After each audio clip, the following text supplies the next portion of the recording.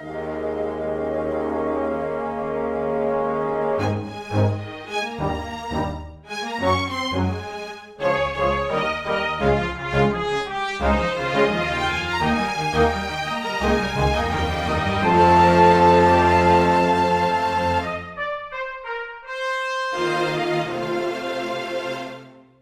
everyone. It is September the 16th of 2020, and I'm Nick, and that is Chris, and there is Manga to talk about today, as there is every day, really, because every day is a day to talk about manga.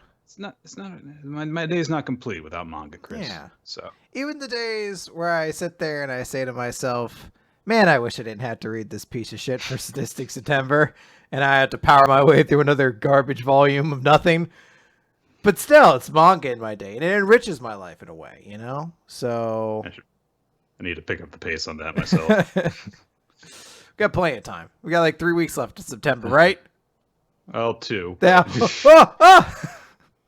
Well, there's something special that we're going to have to announce for next week, but we'll get to that when the time comes. Yeah. So. But now we just have manga to talk about. That's it. It's the only thing to talk about. Which at the same time, that's nothing special, and it's very special. Yeah. So it really is. Fart sound effect. Yeah. Mm-hmm. All right. Nailed it. Cool. This is the witty content that people come for. Mm-hmm. No one can provide insight on the week's manga like Weekly Manga Recap. Like fart sound effect. I've got 2 degrees. Why do you lower yourself to being around me?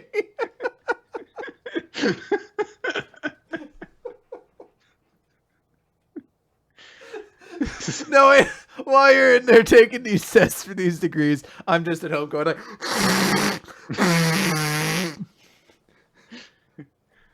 Thank God I didn't actually have to technically take any degree tests. I mean, I'm going to have to eventually if I want to become a CPA, but no, I literally, I mean, my most recent degree, literally when it was time for me to get it, I was like, oh, I'm done. Cool.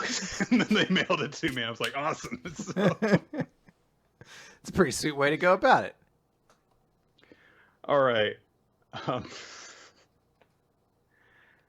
Speaking of, I don't know, passing tests and not, I don't know. So let's just do it. That's a nice transition to go into Kaiju number 8, because that's what happens in this chapter for this week of our Monster Fighting Squad series. So, we don't have My Hero Academia to talk about this week. Nope. It's just off this week. So we're going to talk about Kaiju number 8 before we resort to looking at our phones for... I actually was able to get it on the website this time. You were. Crunchyroll worked for me. Now, that was an hour ago. Who knows what's happened since then? I just find it easier and more consistent to just pull it up on my phone because I don't have to. It's just less trouble at this point anyway. But here's the thing. So I have an iPhone, and every aspect of Crunchyroll seems to be bad. So their app will develop an error for me every couple months that won't resolve until I just uninstall the app and reinstall it. And I'm like, I don't use you at all. So basically it just happens to be every time I need to use the app, I need to uninstall it and reinstall it again. I'm like, why are you here? Why are you on my phone to begin with at this point? Yeah, I find that all of Crunchyroll services have a really weird problem with the logging you out. Like, because like we use the PS4 to watch anime on it. And literally every time I open up the PS4 app for Crunchyroll, it will act as if I'm not logged in until I go to start logging in. And when I'm midway through typing in all the credentials, it's like, oh, you're logged in. So I don't know. Like, it's not even a matter of like, if I just, go around the screen for a little bit, eventually kick it. No, it has to be like waiting for me to type in all the information before, oh, you're fine. So like joy, fun. Cool. Like I just gotta like I've just gotta like bluff it. It's like okay. So. Kaiju number 8, chapter 10. So we begin with a recap because it literally just last time on Kaiju number 8. It really is. It's like the brave young Kafka managed to save everybody, but things were still in a sticky wicket. You're just like, I mean, these were like chapter 9. I guess chapter 9 might have been an end of volume chapter, and maybe that's why. But like, I think it might be more just for the sake of the joke that they make here. It might be. Because, it's this thing that, just recaps the conversation that Kafka and Ichikawa had before Mina interrupted. Or is it Mira or Mina?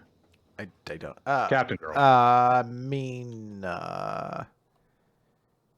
I think. Ashiro. So that's going to be, if it is Mina, that's going to be very confusing whenever we go from My Hero Academia to this series. If there's a Mina Ashiro in one and a Mina Ashiro in the other. So yeah, I don't know. She says her name in this chapter. It says Ashiro, I see. Yeah, he says, yeah, it's Mina. It's Mina. He says Mina. It is Mina. So there is literally a Mina Ashiro and a Mina Ashiro in these two. If it helps, Nick, one is definitely not going to be important in the grand scheme of the series. I mean, you say one, and that's not a hard one because it could increase to 2. That is true. That is true. Both series could abandon their strong female lead side character. So anyway,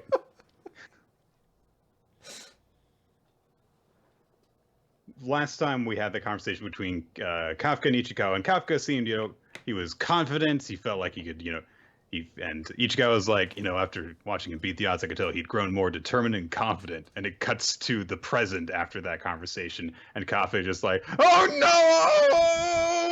no, because he's really, really, really scared that he's failed the exam, and he's very nervous as they're awaiting the results that they're gonna get.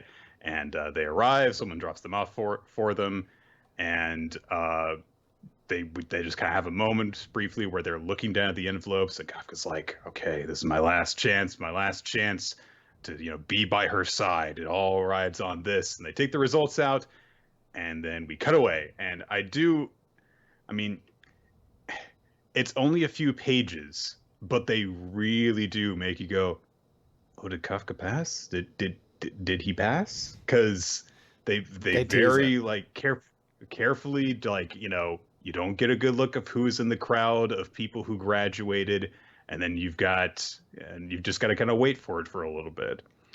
Of course, we see that Kikoru did pass. She got the highest marks. No surprise there. There's a little moment where Ashiro, God, it's gonna trip me up so many times. Just call her Mina. That way it's the same name. Mina says to her, "Hey, you did a great job after the exam. Thanks to you, there were no fatalities." But Hikaru doesn't seem very happy about this because she's thinking, it's because of Kafka that happened. "So why aren't you here, Kafka?" She's looking out of the crowd of graduates, and yeah, Ichikawa was there. And Kafka isn't. So she's like, "This is an insult, and I need answers about that kaiju form. I can't just let you get out of my sight."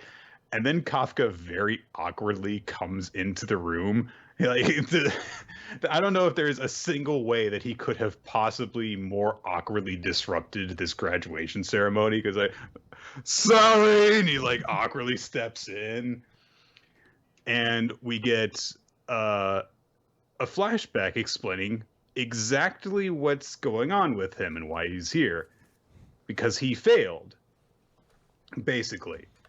We see that all the proctors and everything have gathered together to discuss the results. They're like, "Yeah, he came in dead last in the physicals. He had 0 in suit aptitude. I think that this is an open and shut case." And so someone's like, "I assume there are no objections, Captain." And Mina looks, she hesitates for a moment, but she starts to say, no objections. But then this fucking guy. So Hoshina, the vice captain, the guy who took a liking to Kafka, who thought he was really funny, he's like, "Hey, well, allow me. He did have subpar grades. He failed to meet the bar, but he did shine during field combat. And also, he made for excellent comic relief. And I knew this is the reason you were up for that. This is the only reason why, is because you get a laugh out of him. But Hoshina says, tell you what, he might not ever be promoted to general officer, but I'll retrain him as a cadet in my platoon. And so that's why Kafka was not present for the big congratulation ceremony, but he is present now, is that he's been enrolled as a cadet. So it's kind of one of those have your cake and eat it too moments as a writer, where he had this big break or make moment, and he did neither. He's closer than he was before. It is a step forward, but still, he hasn't achieved his goal yet, because you don't want him to achieve his goal just yet. So Mira's like, yeah, so that's why he wasn't allowed to, sit with all of you who have actually graduated the officer's exam. Kikoru is pleased to see that Kafka is at least there. We do get to see a few other of the graduating candidates kind of react, which indicates like, okay, we'll probably be seeing these guys at some point in the future. We'll see how much focus they actually get. Mina has a little speech prepared for people, says like, hey, kaijus are getting stronger, and neutralizing kaiju is a very dangerous job. Some of you may not make it back from your very first mission alive. None of your lives are guaranteed. Nonetheless, I ask that you lend me your lives, and I will act as your shield and spear against our threats. So Kulo like, hey, I need you to put your life on the line, and I'll do my best to make sure that, we all get through this okay. And then Kafka decides now is the time to speak to her. He said he was going to do it when he became an officer. Well, close enough, I guess. He's like, I'm in the room. that counts. It was more of a proximity-based thing than a title-based thing, so... So he just is like, Mina, soon enough, I'm coming to stand by your side. And everyone around him is just like, what the fuck are you doing, dude? You're going to get in trouble. And he's, of course, also nobody knows that, he and Mina go way back. So they're like, what the fuck is he doing calling her by her first name without her rank? Jesus. And so, but Mina is kind of actually thrown off a little bit. So she's like, Cadet Kafka Hibino. Yeah, 100 push-ups for for that kind of conduct. And Kafka goes, I didn't mean to say that out loud. So I guess he wasn't actually compromising on his vow last time. It's just that he's such an idiot that he couldn't contain himself. He held it together as long as he could, and it slipped out, We all have those moments. Have you ever, in your life, said something out loud that you meant to keep in your mind? Like 100% you're like, I meant to keep that inside, but I said it out loud? There may have been times when I've just kind of let myself work something out verbally. And some parts of it afterward, maybe I would be like, I wish that I hadn't said all of that out loud. But definitely nothing ever like, the Simpsons moment where Homer is having the, internal dialogue, external dialogue, and then he mixes the two up. It's like, no, that has never happened to me. So I guess that the closest thing I could think of is like, if you have just like a gut reaction to something, I think that in class, I may a few times in high school, I might have sworn in surprise over something, and they'd be like, "Oh, sorry," but that's about Holy shit, a pencil sharpener! And yeah, you're like the teacher was like, "No, Nick, el sacapunta." So you're like, "Shouldn't it be lost?" You're like, "Shut the fuck up, sit down." No, it's one of the exceptions. Memorize all of them. I don't want to. Oh, these suck. I hate you forever, Sakapuntas. That just sounds like projection. So Hoshina, of course, is very pleased with this. Like, my investment has paid off immediately. He made a fool of himself. But he's like, hey, aren't you kind of like going a little easy on him? I'm presumably like, just making him do the push-ups. But as she leaves the room and passes by him, she's making kind of like a very, kudere smirk, like very, she's still very contained and reserved, but she does have a little bit of a tick. It's a little bit of a curl, yeah. She's happy that Kafka is there and being himself. And Hoshi's like, did she just crack a smile?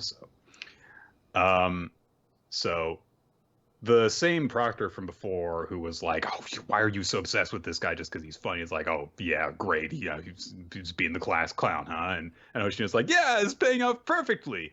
And then he thinks to himself, that's the idea. The part I'll say out loud, at least, as he watches Kafka doing push-ups. He's like, we got that really powerful reading from a kaiju out of nowhere when the kaiju were regenerating. 9 times out of 10, that means it's just like a malfunction. But we happen to lose track of one person's vitals around that time. That person being you, Kafka Hibino. His abnormally slow suit aptitude aside, something feels off about this guy. So I'm going to keep him close and find out exactly why that is. And he looks suddenly very serious when he has always just been this, narrow-eyed, jokester kind of character to this point. But now he seems very, very honed in on Kafka. He knows that something's up about him. So I really do like this development. It was another thing that kind of took me off guard. Not nearly as much as Toilet Kaiju, but hey, we set up this character to seemingly be one way. It turns out actually he's probably a lot more dangerous than you kind of give him credit for initially. He doesn't seem to have nefarious purpose about him or anything like that, but he's not dumb. So I also kind of like that the reason Kafka ultimately makes it in, is it like a gimme?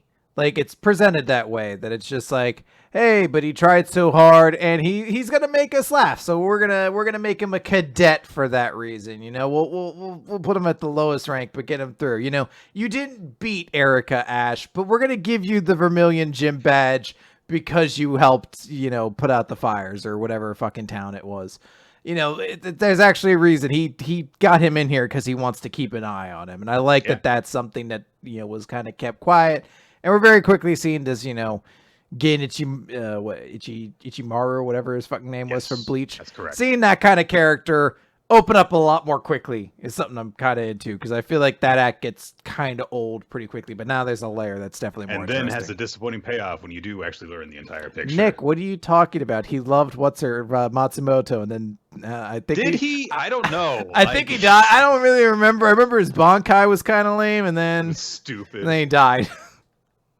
It's not actually the biggest or the fastest. What it actually is, fuck off. It's a poison. You're like, but I need to stab you with it. So it's like soy funds. Yes, but no. No, because then that would be weird. Then it sounds like we wouldn't have the same space.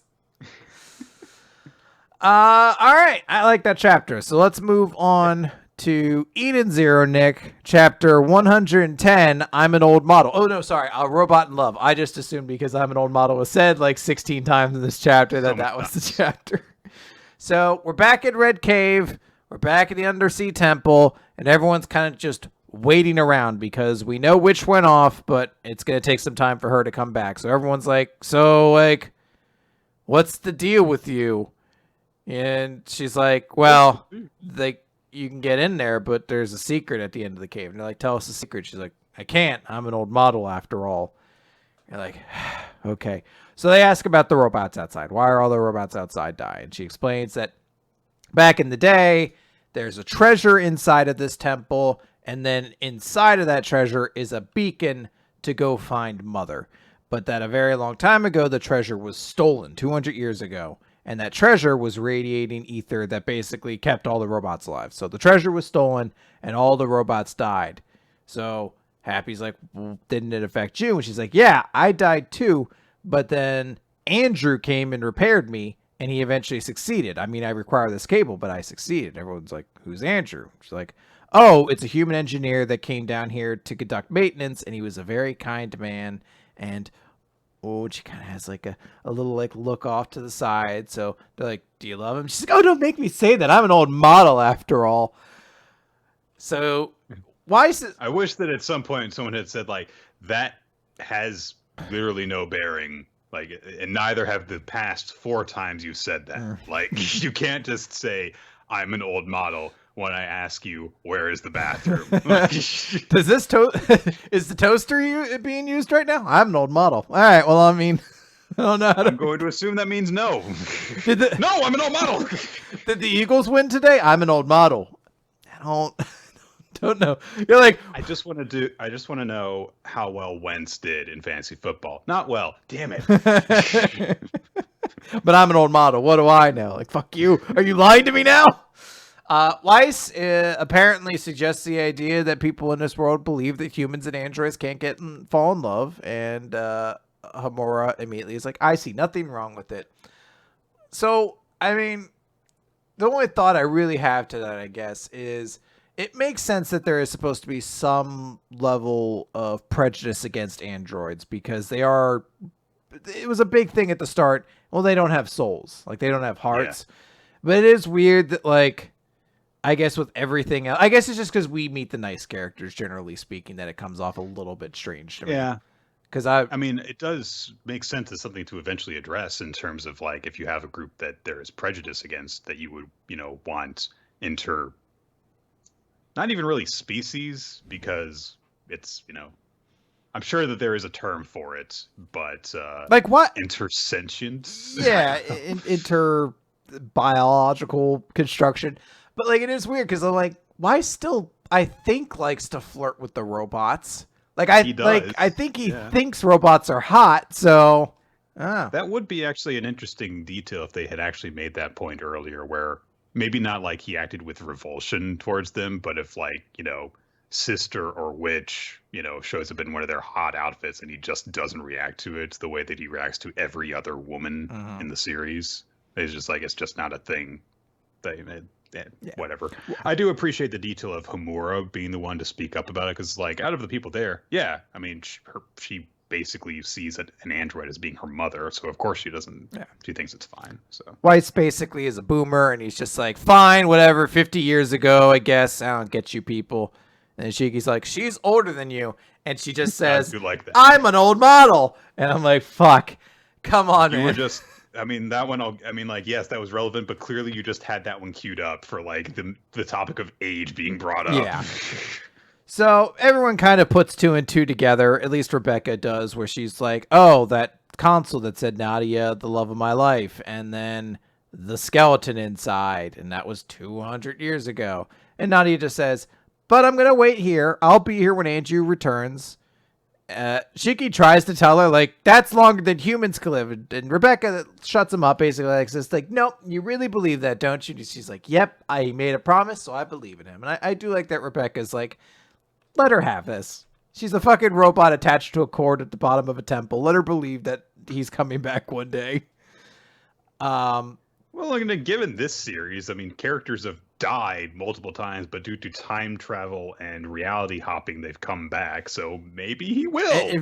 Like, just because literally you've seen his corpse, and that guarantees nothing. Like, honestly, that might make it easier for him to come back, because if he gets chronophaged and they eat back 50 years of this place, and it's like, hey, his body was here. It's very easy to make that stuff happen.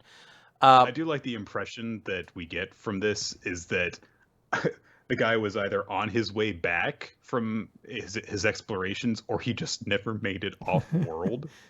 Which is like the latter option is like, oh yeah, I'm gonna go off and do this, and he just crashes immediately, and she doesn't know he's dead. He's like, oh god, that's horrible. That'd be great. He gets in his little ship. He's like, what would happen if I rolled down the window here? Like, just something. Oh no! Like something really stupid. He's like, I wonder how poisonous mercury is to eat. He just sounds like a vial of it. Like, just gets. Do you really need a heart to live? Just something really stupid. So yeah, they basically give a little more of an explanation at like, well, the treasure was stolen a long time ago, but the beacon can't be stolen. So that's what Ziggy got all that time ago. And she explains, yeah, it's kind of like a lock post. Everyone's kind of obtained this. This is their way to find Mother. And then Witch shows up, Witch. It is Witch. And Laguna's there with them. And there's just basically a flashback saying that he agreed to on one condition. So we don't really know exactly what that was, but yeah. There's a weird retcon that feels like happens, because Laguna explains, he's like, the Elemental Four were a necessary group because all of our elemental powers in tandem kept Draken Joe level, and by defeating us, you actually made him weaker, and you wouldn't have stood a chance against a fully powerful Draken Joe. And I'm like, kind of a weird detail to add after the fact, but I guess if they're... Laguna, maybe he just told you that to make you feel better. Yeah, that'd be great. He's like, now if I lose, it's only because you guys lost. So or like, it's like, now Laguna, I just want you to know that, yeah, I may not pay you very well, but you are an essential part of this organization. Your water, balancing out the elements, that's what gives me long life. Now go get me that liquor, okay? Go grab me the food. Basically, there's a small little detail of everyone being like, he was a bad guy, and Rebecca being like, no, he was good in the one timeline, so I think he's still good now. And then they all work together, basically. There's a small, stupid moment where Witch's bathing suit starts exploding, and Shiki's like, oh my god! She's like, no, I don't, I'm a robot. I don't care if I'm nude. It doesn't bother me. And she's like, it'd actually be worse if my mask was uncovered. And Shiki's like, but you're not into masks. She's like, eek, and covers up her face. I do actually like the line that Laguna has where he's like, that's actually kind of cute. Because it's a very, like, nonplussed reaction. Just like, huh, yeah. It's he just acknowledges another character's quirk. He's like, no, that's kind of cute. It's kind of like an observation that someone reading a manga would usually make. Which is like, oh, that's kind of cute. It's just... Basically, she explains, like, hey, you use your water powers to make him water, and then I'm going to basically coat him in an energy, and that way he'll stay water, and it won't immediately just evaporate in the fire. He goes through, gets to the other side, and he's in some strange old temple with a bunch of weird ether, and he's like, oh, all this ether, it's coming from the stolen treasure? And a voice tells him, yes, it's been lost, but follow this ether, and it will show you the path to me. And he's like, me? It's like, yes, I am the matriarch of the cosmos. I am mother. So a couple things about this sequence. I don't really want to spend too much time on it. This is, very just like, all right, here's the lore, here's the thing they're trying to do, blah blah blah blah. There you go. It's I can't really imagine they're going to spend a ton of time on this planet because no enemies have shown up yet. Which is fine. This is a nice, if it is just like a nice little diversion, then whatever. One thing is that they keep making these notes about how this combination of ethers will work and no other possible options will. Like Laguna, as they're sending Shiki catapulting down this burning tunnel, is like, can't he just use gravity to push the flames down? And instead of Witch saying, do you know how heat works? She says, it would appear that the ether of this place prevents him doing that. Which is just like, that's just... Did some editor at some point ask Heroes, like, why doesn't he just use gravity? And he's like, fine, I'll put in a line saying why he can't just do this and why Laguna's got to be here. I mean... Yeah, pretty much. Gravity necessary to prevent heat from escaping a tunnel and wafting up to you would be like, if he had that much gravity power, this would never have been a problem to begin with. He could have just gravitated whatever was at the end of this hallway towards himself, basically. Anyway, but the other thing I have is positive, which is that the visual of the image of Mother appearing before Shiki is actually really cool. I love the size that is carried across to you, this idea that she's so otherworldly and huge that, like, she doesn't so much appear as, like, everything just changes so that it's her. And so Shiki's in a room that is basically just her, and that's it, as opposed to her being in the same room. So it's a cool visual, and I really like how they keep on pushing this idea of how powerful and grand she is. So indeed. That's about it. Yep. So, it's a chapter. More jokes about sex stuff. Like, it's, but whatever, I mostly they just kind of like, just look, you get shot enough times in certain games and your armor class levels up. So, it takes more fan service in a hero series for me to even, acknowledge it at this point. So, yeah. All right. Okay, we're going to move on to Chainsaw Man. Yes? Yes. Okay, so chapter 84, Hero of Hell. Last time, Denji destroyed the Hell Devil, cut him to goddamn pieces. In the beginning of this chapter, one of the agents kneels over the face.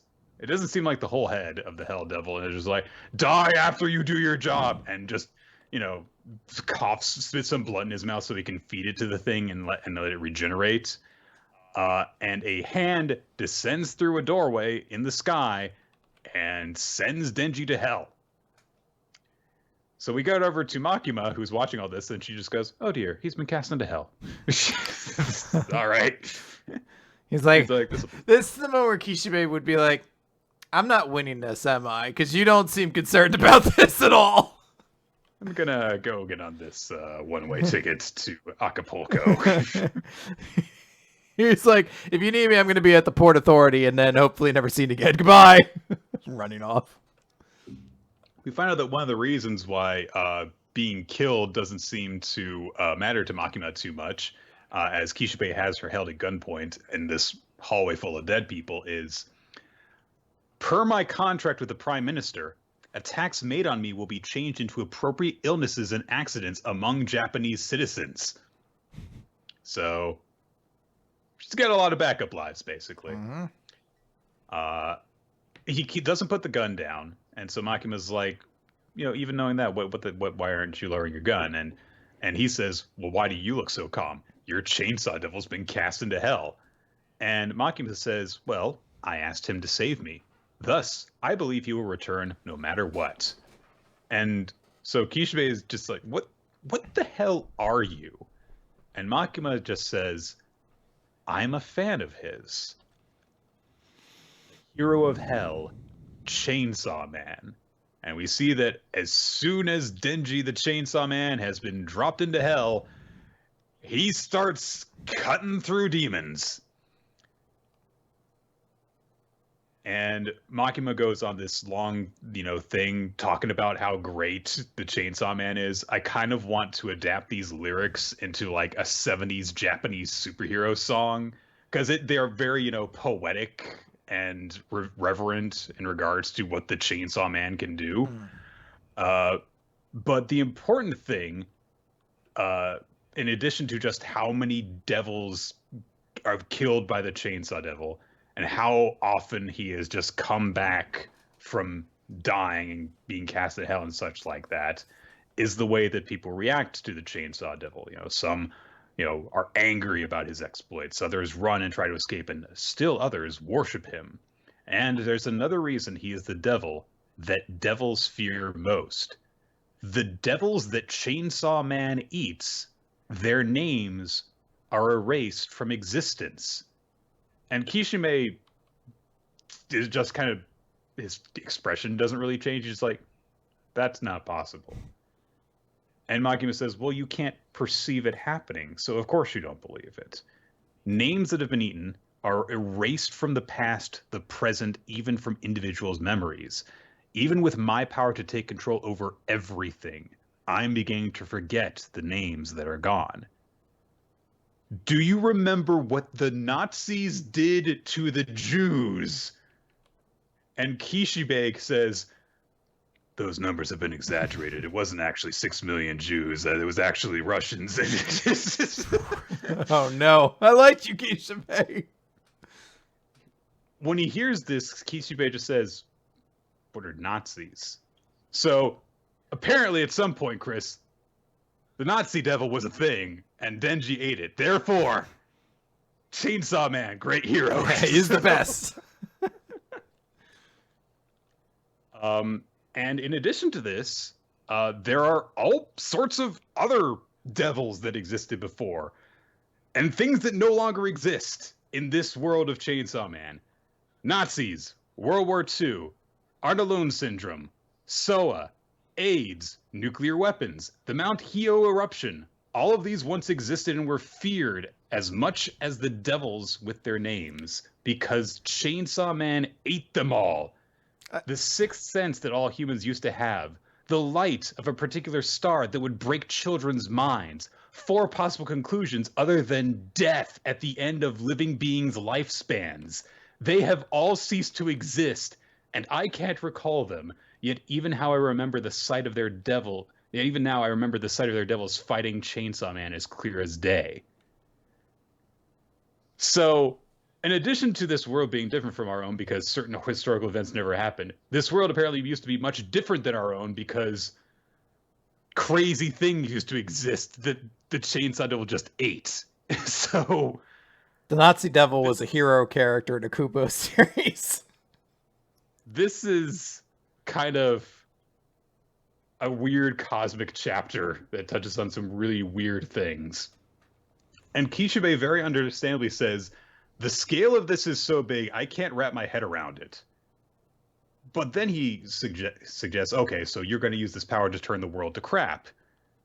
And Makima replies, well, do you really believe the Prime Minister of Japan would make a contract with such an evil devil? I have the power to control those I believe to be lesser than myself. If I fight Chainsaw Man and win, I should be able to control him. I want to use Chainsaw Man to create a better world. And Kishibe actually seems to have been like fully thrown off by this because he's just like, wait, what? you think you're a good person? Hang on. And Makima's like, take for example, death, war, hunger, many things in this world that humanity would be happier without. With Chainsaw Man's power, I'll blot them all out. And Kishibe's like, well, don't you think you could lose and get eaten yourself? But Makima's crazy, you see. Because she says, that would be another dream come true for me. I told you, I'm a fan of his. To be eaten by Chainsaw Man and become part of him, there could be no greater honor. Anyway, Denji's back from hell now. That lasted about 5 minutes while they're having this conversation. He's back. He comes through the door again. It'd be great if he comes back and he's like, I ate the pizza devil. Everyone's like, God damn it, Denji. God damn it. It was pretty small. It fell into my mouth. No, you're a monster, Chainsaw Man. So a couple things. Mm-hmm. One, this, I don't know. So it feels like for a while now, we've kind of been getting this acceleration. We're like, just much longer is this series going to last? Because it seems like we're going towards the conclusion. And this could very well be like the thing that happens a few chapters before Makima gets killed, series over or whatever. But also, it seems like this could really just be like establishing stuff for the next big part of the series. Is like, this is the thing that we're working with now that we know the villain's plan and their outlook on things. And, you know, if more people are thinking like, hey, maybe Makima's got a point, and then eventually we discover, oh, but there are still horrible, massive problems that would have resulted directly because of this, and then they decide because of that they have to keep opposing her, and then we go on to have a struggle after that. So this chapter, more than a lot of the past few, made me think, oh, there could be like dozens of chapters following this, now that we've gotten that established. But I don't know if we've made a single accurate prediction about Chainsaw Man in the entire time we've been recapping it. So probably not. So didn't care for this chapter particularly. I'll be honest, I don't like villains that have this motivation. This is like a big thing in JRPGs where like the final villain comes out and they have to get kind of like really abstract about things. So it's just like, I'm going to create a better world by erasing war. Like, I don't know. It's every time I hear that, I'm just like, this is like kind of a boring character motivation. So I kind of lost a little bit of interest halfway through the chapter. Although I did enjoy that, like, Denji ate Nazis, World War II, and the atomic bomb. And I was like, so what, did he just eat the 1940s devil? Like, he really, There's a lot of fear going around that time. He really focused in on that time period. This sucked. I hated this part of history class. But yeah, I don't know. Like, my mind, usually it's just like a suspension of disbelief thing. And I'm just like, so I don't, like, this takes place in the 90s. There are people who lived there in World War II where they just like a soldier from World War II was just like, I don't really know what I did for 10 years. Oh, it's just kind of blank, I guess. Like, I know it rewrites reality. It could be whatever. It's just one of those things where I'm just like, this feels like it serves a point for you, but not to a cohesive story.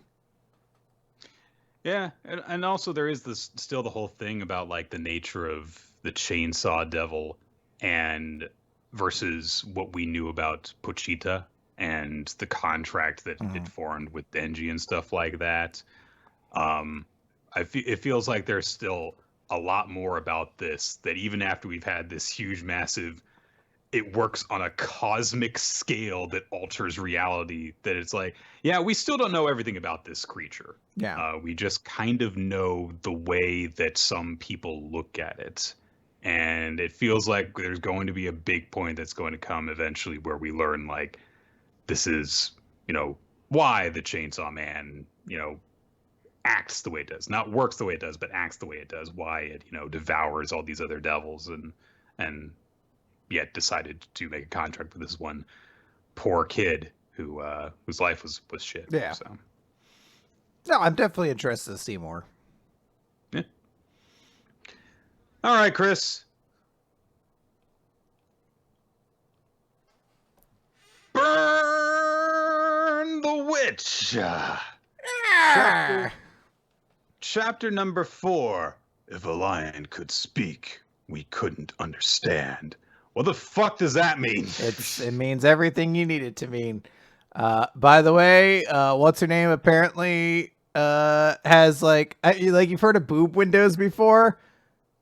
She's got crotch window. I feel like that'd be so much more inconvenient, and I don't understand why.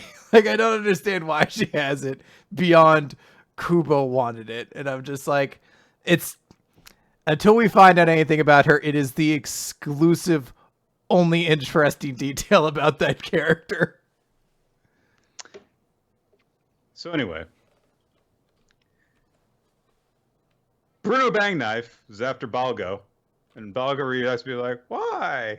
And Bruno's like, well, I guess the smallest mercy you can give a dead man walking is not telling me exactly when he's going to bite the dust. And Balgo's like, he's being scary. Nini and Noelle get ready to fight against Bruno. Macy spots Ellie coming down from the sky, and Bruno holds his hand out to her and goes, sorry, haven't gotten any use for you anymore. So I want to make a correction for last week when we were going over the chapter. I assumed that Bruno did something to transform Ellie into a dark dragon thing. Because he was on the roof with Ellie, and then there was a flash, and there was a big dark dragon with him. What that actually meant was he had just summoned his own dragon, not Ellie. So, shoot me for being wrong about the establishing shots, not establishing that. So he casts a blast up towards Ellie, but Ellie disappears. And Nini says, no, you see, the reason why it looked like Ellie had vanished is because it's a dragon that erases itself. See, it's not a problem with the manga, it's a problem with you, Nick. And Bruno speaks in Shonen exposition, that way where you go like, wait a minute, it used glossary term. That's not a thing that any normal dragon can use. And so Ellie has basically gone invisible and then starts to grow visible again when it attacks Bruno's dragon, and then it flies back up into the air in this big 2-page spread. It's this very large feathered dragon whose tail looks like fire. It's kind of like a very large bird-like dragon. And so they're like, oh my god, it's completely transformed. And Noelle says, it's molted in the moonlight. And Bruno Bangknife's like, wait a minute, it has stealth scale and it molts in the moonlight and it has 6 talons. Without a doubt, that thing's one of the Marchens. Bum, And bum, Balgo, bum, bum, bum, bum. and Balgo very helpfully says, "See, this is why Balgo's here, is to know nothing. So he will ask questions like, what's a Marchen?" And Noel says, well, they're rumored to have existed even before the formation of Reverse London. 7 dragons likened to and named for fairy tales, including, and she names them all. And there's like, okay, Snow White, Red Dress, Sugar House. I get what those are referencing. Bubbles? Because Little Mermaid? Yeah, she was born from sea foam, I think, in the original version. Band of animals, which could mean literally anything. There's so many fairy tales associated with a bunch of animals. I've heard. Maybe it's the Lion King, for all I know. I heard people say which one it is. I forget what one it is. It's not one of the ones that like I think commonly is told here. And Golden Axe! Obviously, because it was an excellent Sega Genesis game. These are all named after Sega Genesis.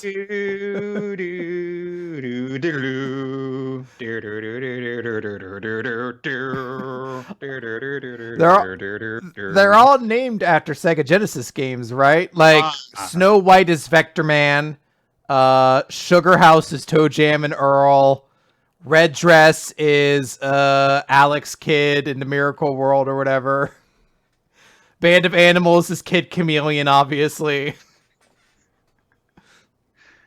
Anyway, it turns out that Ellie is actually Cinderella, and it was just a complete coincidence that Macy happens to give it a fucking name that was derived from Cinderella. It's my favorite part is like, that's not Ella, that's Cinderella. Like, as the moment the entire audience at one is supposed to go like, oh, and not everyone be like, I mean, I guess.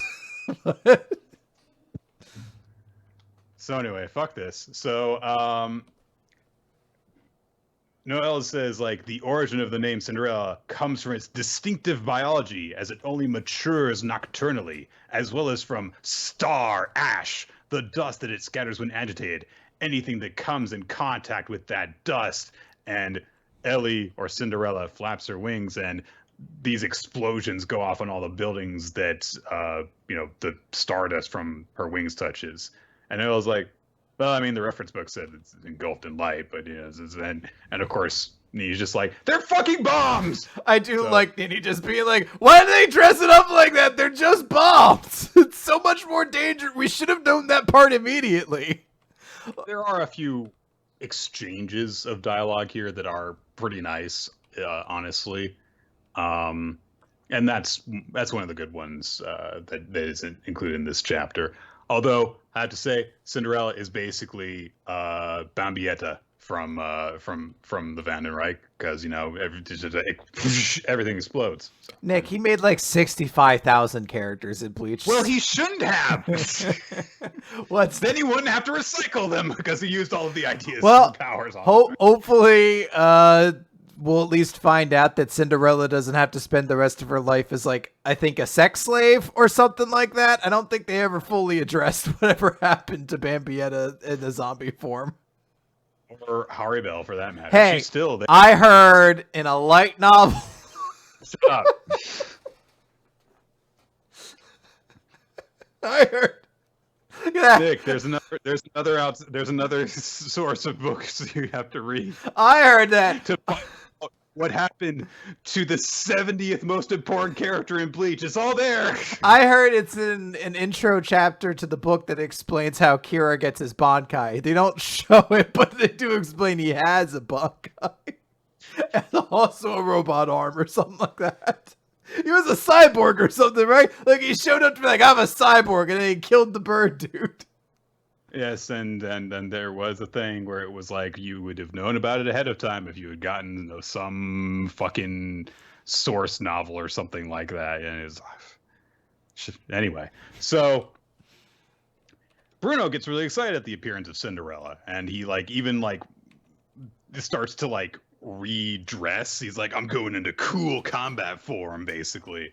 But he says all right, Balgo, I'm going to put a rain check on killing you because Marchens are just they are automatic kill on sight if they ever appear, because they are such a big deal.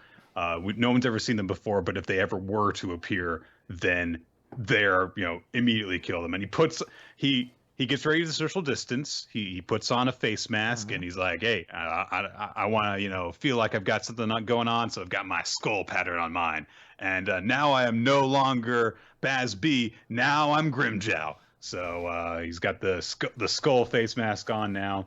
Nini's like, you aren't gonna fight that thing, and Bruno's like, oh, I've waited my whole life to pull this line out. I ain't fighting it. I'm killing it. All right, but anyway, no, it's very cool. It is very cool. So, as is, putting on a skull face mask. It's immediate cool points. So, I'm one to talk. Half of my shirts have skulls on them. Well, this one doesn't. This is Spider-Man shirt. I'm wearing a ghost shirt at the moment, so. So Bruno goes over to Rickenbacker, and he's like, "All right, let's go." And he flies up towards Cinderella. Nini's like, "This is crazy. Hey, Niha, let's go do a frontal attack and we'll request reinforcements from HQ." And Noel's like, yeah, I don't think we should do that.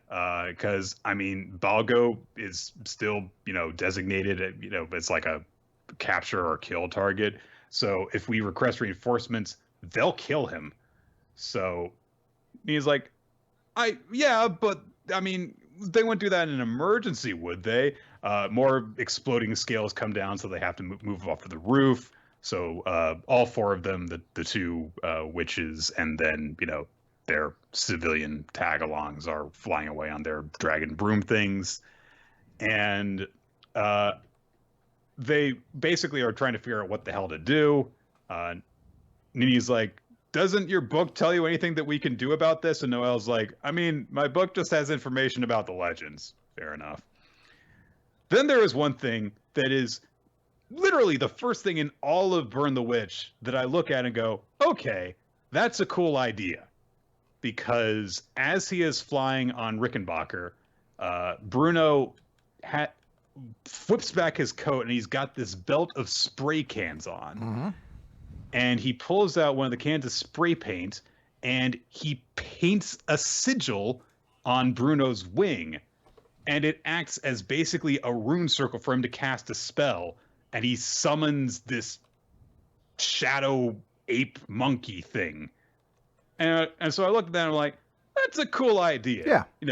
You do a quick, and it makes sense because you can quickly paint a circle like that. So that is literally the first thing that I saw in this entire series that aesthetically went, that actually is kind of cool. So props for that. It tries to attack Cinderella. It blows up. That's gone. So just like most summons in Naruto, didn't do anything really. Come to think, Nick, but we know the hunger shadow exists. This could be a very relevant thing going forward in Burn the Witch.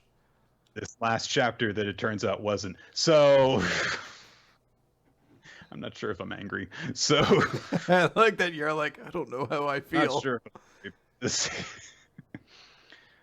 Noel and Nini arrive on the scene. They have dropped their passengers off somewhere. Bruno says here's what we're gonna do. We're gonna break the horn of the crown artery in its head and then kill it that way. And Noel's like, do you know that'll work? Isn't that just part of the legend? How do you know that part of the legend's accurate? And like, we're fighting a fairy tale. So I do like that he's like, we're fighting a fairy tale. Let's just rely on old lore. But I also ironically enjoy the part where they're like, we don't know if breaking the horn on its head will do anything. You seem to know everything else about it. You were like, the Margins are an ancient race of dragons. We don't even really know if they exist. But here's all their detailed stats and abilities. You're just like, oh, okay. I guess that was the idea of what was established by and it causes, everything it touches to be set alight. It's like, they're bombs! So it's maybe things are a little bit more poetic. But yeah, if it says somewhere it's and its horn broke and it died, it's okay, maybe we should follow that. Bruno starts like offering. He's like, "Hey, if you provide me backup, I'll accept your transfer to the Inks." And he's like, "I'm not interested." And I was like, "I mean, I didn't even want that." So, so Bruno says, "You're really getting on my bloody nerves. You're all British." So, Keto happens. They basically just pin Cinderella down to the roof of the tower it's on. And Bruno's like, all right, here we go. A big ass tentacle curtain thing will explode and eat it. I don't know what happens. Shapes descend on Cinderella. They blow up. Bruno goes, whoa! And it looks like it's intended to spell something because it's graffiti, essentially, and you can just choke. Yeah, which I like. I mean, it makes sense. That's what he's trying to do: choke it in explosions. So anyway, it blows it up, and then Bruno's like, "Well, I guess your own blast can't kill you." He's like, "Yeah, okay." Then it starts flying away from them, and then so Noelle and Nini, after the last exchange, ended up over near Balgo and Macy. I think that's her name. Yep. And so Macy's like, Ellie might be coming to see me. There has to be some way other than killing. And Nini's like, oh, come on! There's another explosion. Nini doesn't handle it very well. She gets sent flying in some rubble. Macy basically kneels in front of her, in between her and Cinderella, and is like, Ellie, don't hurt it. They shoot Cinderella some more, and he's like, I told you that's not going to work. How long are you going to keep insisting that the dragon will give you strength, or they'll take you somewhere special? Can you stop talking like this is a fairy tale? Aren't fairy tales full of it? What's so great about magic if it fades in the middle of things? You broke a promise, so, oh well. Times up. This is a fucking poser. She's a poser, Chris. She walks around all day thinking of speeches that she's going to deliver, and just like, I've been preparing this speech for so long. I've just been waiting for the right moment to dunk on fairy tales. She really and now has. Here's a chance for me to do it. And we saw her deliver this speech in the first chapter. Oh, it's bookending. Yes, but it's an in-character bookend. The first time she was faking it to no one. She just has this speech sitting around in her head. She sucks. I didn't really notice it before. I didn't realize she's giving this speech in the moment. Because I was like, it's fine if it's like in her head. Because she has this moment where she's like, what do you think? This is some magic thing where you have this connection to it and that's what's going to be what happens? And she's like, no, it's not like a fairy tale connected to us. And then in her mind, she thinks the rest of it's like, yeah, fairy tales are full of it. Like addressing her pessimism. But instead she gets on a soapbox for a moment in this middle of like this natural disaster, basically. And she's everyone's like still doing stuff. Like Noelle is still like, clearly like she's got her wand gun ready and she's still like getting ready for combat stuff. And he's like, well, I guess she's still talking. Okay, man. But Chris, very importantly, we get the conclusion of that rant that she was going on before when she didn't finish it before. You and everybody else have no idea why the spell wears off. It's because the power was never yours. Macy, we're the ones who cast the magic. She's so fucking lame.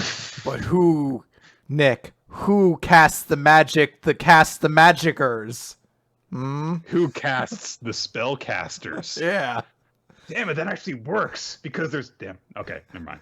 So Nick, end the stream. We can trademark this now. Hurry, get the patent phone on the line. So, and there is another little moment that I kind of like here where they're like, okay, let's get ready to do this, and Balgo's like, Noelle, is there anything I can do? And Noelle's like, no, go clutch a pipe that we gave you and tremble in the corner. So, Balgo gets upset for a bit, and I believe Nini like just kicks him away and is like, "Go over here, watch the dog." So, then he summons a sword. Mm-hmm. A sword appears in his hand. Mm-hmm. He is surprised to see it. He makes a face. Um, and then he just immediately goes like, "What's this sword?" Both Noelle and Nini are so shocked by this. They're like, "Wait a minute, is that coming out of the pipe we gave you? How did that happen?" Cinderella spots the sword and is stunned to see it, apparently, because she completely pauses. And then, headshot! Someone snipes the fucking bird dragon, starts to fall from the sky. We pan across the cityscape to see their useless trucker hat mustache boss guy, who goes, "Good grief. Did I do that?"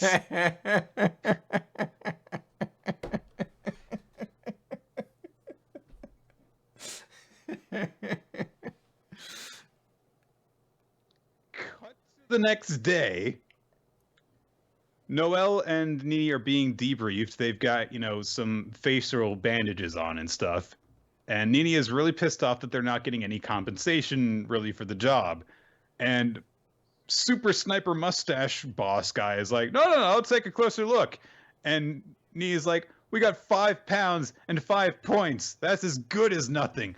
How can we accept this after we slayed a legendary dragon? They're like, well, I mean, considering they docked you for all the property damage, and also it says here Director Bagknife is the one who delivered the finisher, and Nini's like, well, he didn't kill it either. And the guy's like, well, if you say either, then that means you didn't kill it, right? So doesn't really have a answer for that. Yeah. And she's like, fairy tales are full of it. That'd be great. She launches into it again. I know that there are some people out there who are like, oh, I like these characters. Like, Nini sucks, all right? She's just lame, okay? Not as a character. I'm just like, no, she just kind of is dumb. So, he kind of says like, hey, Patchworks is collecting preserving Cinderella's corpse. Also, come in here. And Macy is there. She's wearing a nice dress coat thing. And, they're like, what? We have to keep her at our houses too? And he's like, yep.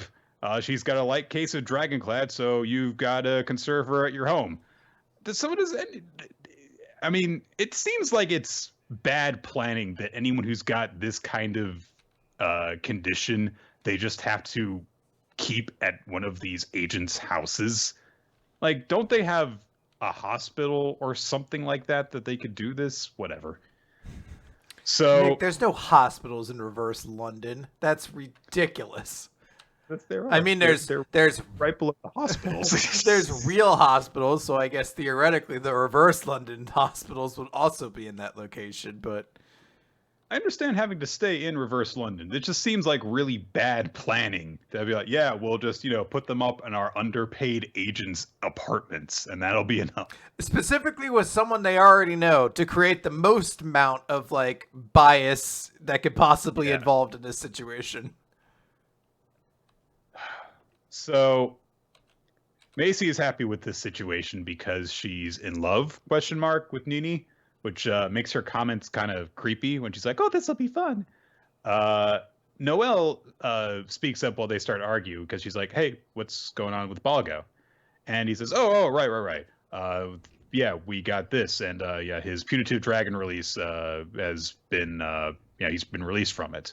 And we actually cut from that point over to where the same thing is happening between Bruno and the old man member of the council that we briefly saw before. And he's like, I'm kind of surprised that you moved for this. I believe that, the investigation determined that Balgo Parks came into contact with Macy Baljour 2 months ago. If that served as the trigger for Cinderella's appearance, that is enough reason to keep him alive. That is, if he is our trump card for eliminating the Marchens. Ooh. So they want to kill all these ancient dragons and stuff, and they want to use Balgo to draw them out. Ooh.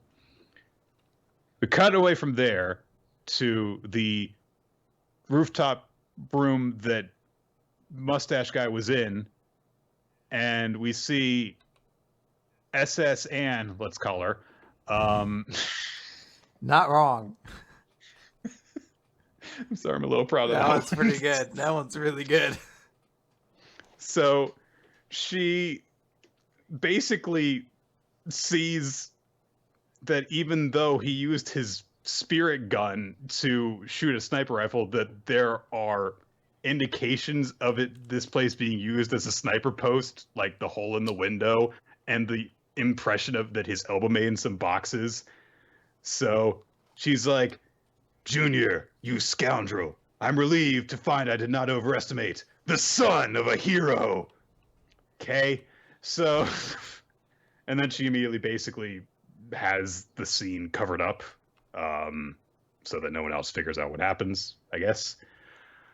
We covered to Balgo, who's just hanging out by himself, and he spots Noel. And he's like, "Oh yeah, the chief just came by and to take back the equipment they loaned me. Looks like I don't need them. Oh well." And she suddenly leans in and hugs him, and he's like, did something bad happen?"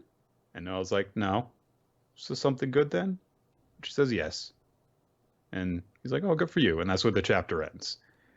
It is actually kind of a nice little moment where, we don't see like the way that she reacts to the news that Balgo's going to be okay in the moment, but when she goes to see him again, she's very happy that he's not going to be fucking executed. So it's a nice way of doing it, and also it's kind of stays with her more understated approach, but to see this kind of a reaction is like, oh, that means something, because she barely reacts to anything.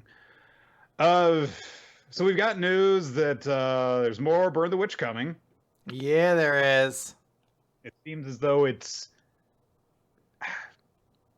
they basically said, oh, a season 2 is coming.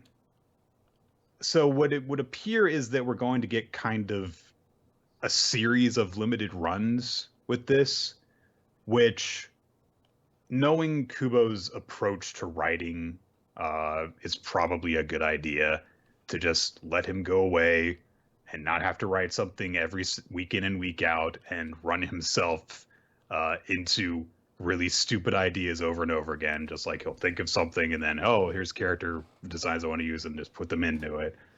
But I don't know. Overall, this is definitely like not really doing it for me, just the series as a whole. And I feel as though if it weren't just like this big, oh, it's special thing, that I wouldn't really want to cover it again. But because of what it is, the way it's being delivered and stuff like that, I'm pretty sure we are probably going to end up coming back to this when it comes back in the future. But whatever, So I ended up really liking this chapter. I really ended up every part of it working for me. Now, granted, before I had mentioned at one point I finally reached that point with Bleach where I really just stopped caring about a lot of things, and I've kind of just accepted that's how I digest Kubo's writing. So yeah, there are a lot of like weird plot holes, but every one of them kind of worked for me. I like that there's these weird fairy tale dragons. I like that Bruno Bagknife puts on a mask because he uses spray paint as his weapon to fight against monsters. I like that there was this cool moment where Balgo got a sword and he's just like, why is this here? And I also like that fucking Junior just snipes the dragon in that moment because it seems to recognize the sword, so it stops for a moment and that gives him a clean shot. Everything just kind of worked for me in this. I like that there's a little message to Mercy in all of this. And I just kind of enjoyed it. Like it took till chapter 4, but I feel like if I digest this all as one long kind of prologue, I feel like I kind of enjoy the whole total package a lot more. So I kind of enjoyed it. I do think that it, like, when you see now this, like, okay, there's everything, there's this not chapter, but there's this part of the story all done and in a package and stuff like that. You see, it's like, okay, it's pretty solid. It all comes together. There are certain things that are running through it that work, and this is the story of Macy and Ellie, basically. And it seems as though this main cast of characters that we've got, Noelle and Nini and Balgo, it's not going to be like a bunch of big character moments for them. It seems like in every adventure they have, they're just going to be the protagonists in these stories about these other people that we get, which is fine. So we have a little bit of news about this.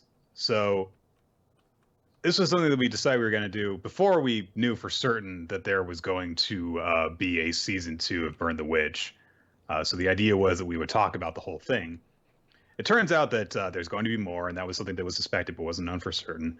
But we got the idea, and so I decided to reach out, and we are going to have Tekken 101 on the podcast next week to talk about Burn the Witch as a whole. And as it turns out, not as a whole, but part 1 as a whole.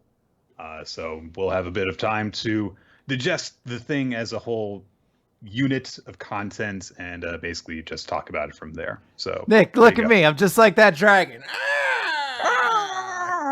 Derp dragon never die. All right, now he's gone.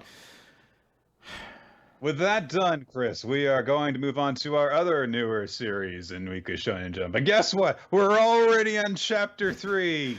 Where does the time go?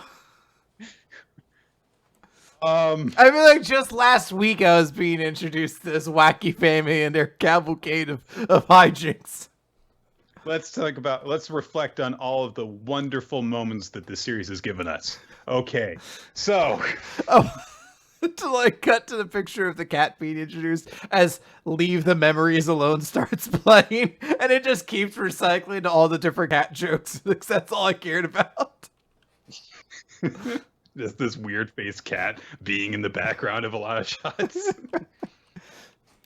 Chapter 3, Our Class. The family is all in the same class together. How could have foreseen this?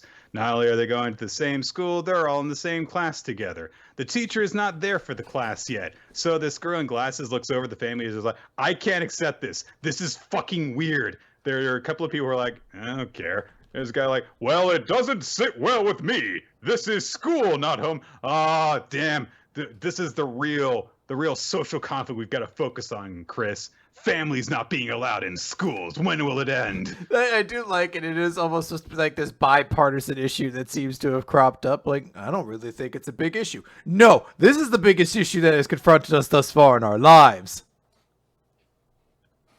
So, Gonzo the cat. Gomez, how dare you?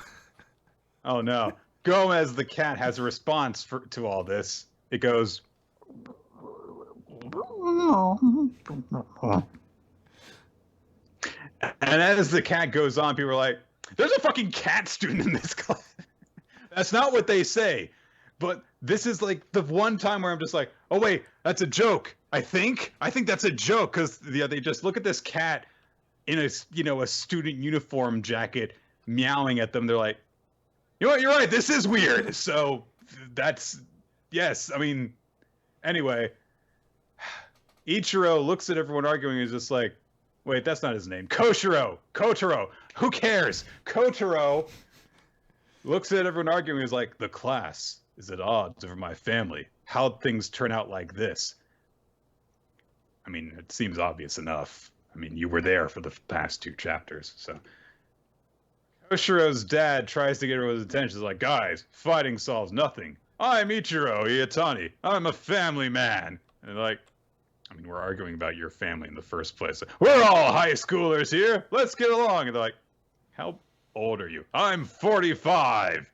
Like, okay, this is crazy. Yeah. And he's like, well, listen, no one here is more passionate about being a high schooler than me. It hit me hard around the time I reached my 40s. Okay. Haruka is like, I'm only 8, and I'm this much of a high school grade schooler. Families are no good. You're in high school, and you're still saying stupid like that? Cut the crap. All right? She's talking really brutally despite being a little girl. Oh, that's a joke, I guess. And they're like, hey, you, the son, what do you think? Which is, yeah, he's like, don't call me that. And then Kotaro's mom steps in. She's like, I'm in high school too, and I'm 40-ish years old. Oh, it's funny because she's a woman, so she's sensitive about her age. And she's like, and I made you something to say hello. I made gelatin cups, and I learned about all of you ahead of time to make a special cup for each and every one of you, complete with your faces. One person remarks, that's totally creepy. But she's like, I just want to break the ice. And so when the teacher comes in, everyone's like, this is kind of nice. And they're all eating their gelatin cups. Okay? And then we get one last panel that focuses on the one that she made for Koshiro. And there's dialogue that says, this is good, isn't it? Uh-huh. It's good in a low-key way. I see what you did there. And no, you're not. Anyway. The series is... I don't even want to say it's bad, Chris, because to say it's bad means that I care enough about it to say it's bad. It's nothing. Okay. It is nothing. It is nothing. So you don't want to keep it in recap. I feel nothing. And reading it makes me feel more nothing. And I feel as though the whole inside of my soul grows with every page I have to read. Making me a robot. Interesting. So I have some kind of complex thoughts on this series, Nick. I don't want to take too long. So how long do you think would be an appropriate amount of time to really kind of digest this series? I mean, I spent about... Well, I actually had to write about this to prepare for Jump Date. So I did all of my digesting on it already. So, I don't know. I think that you could probably spend a few minutes on this, honestly. Few minutes? Excellent. Okay, so it's absolute garbage, but Undead Unluck, Chapter 31, is fucking ridiculous, guys. It is insane. All of the Apocalypse chapters in this series are bonkers.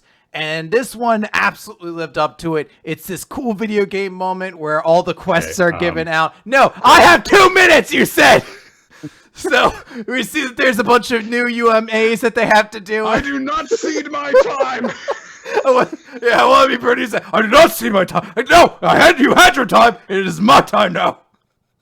So there's a bunch of UMAs. There's one for each season. There's a bunch of rewards for them all again. But the only one that doesn't have a neutralization order is Autumn. So it's this cool idea. Like maybe Autumn might be the only fucking season left if they go for all these missions because they have to. They can't stop all these at this point. On the gelatin cups, Chris? It was delicious.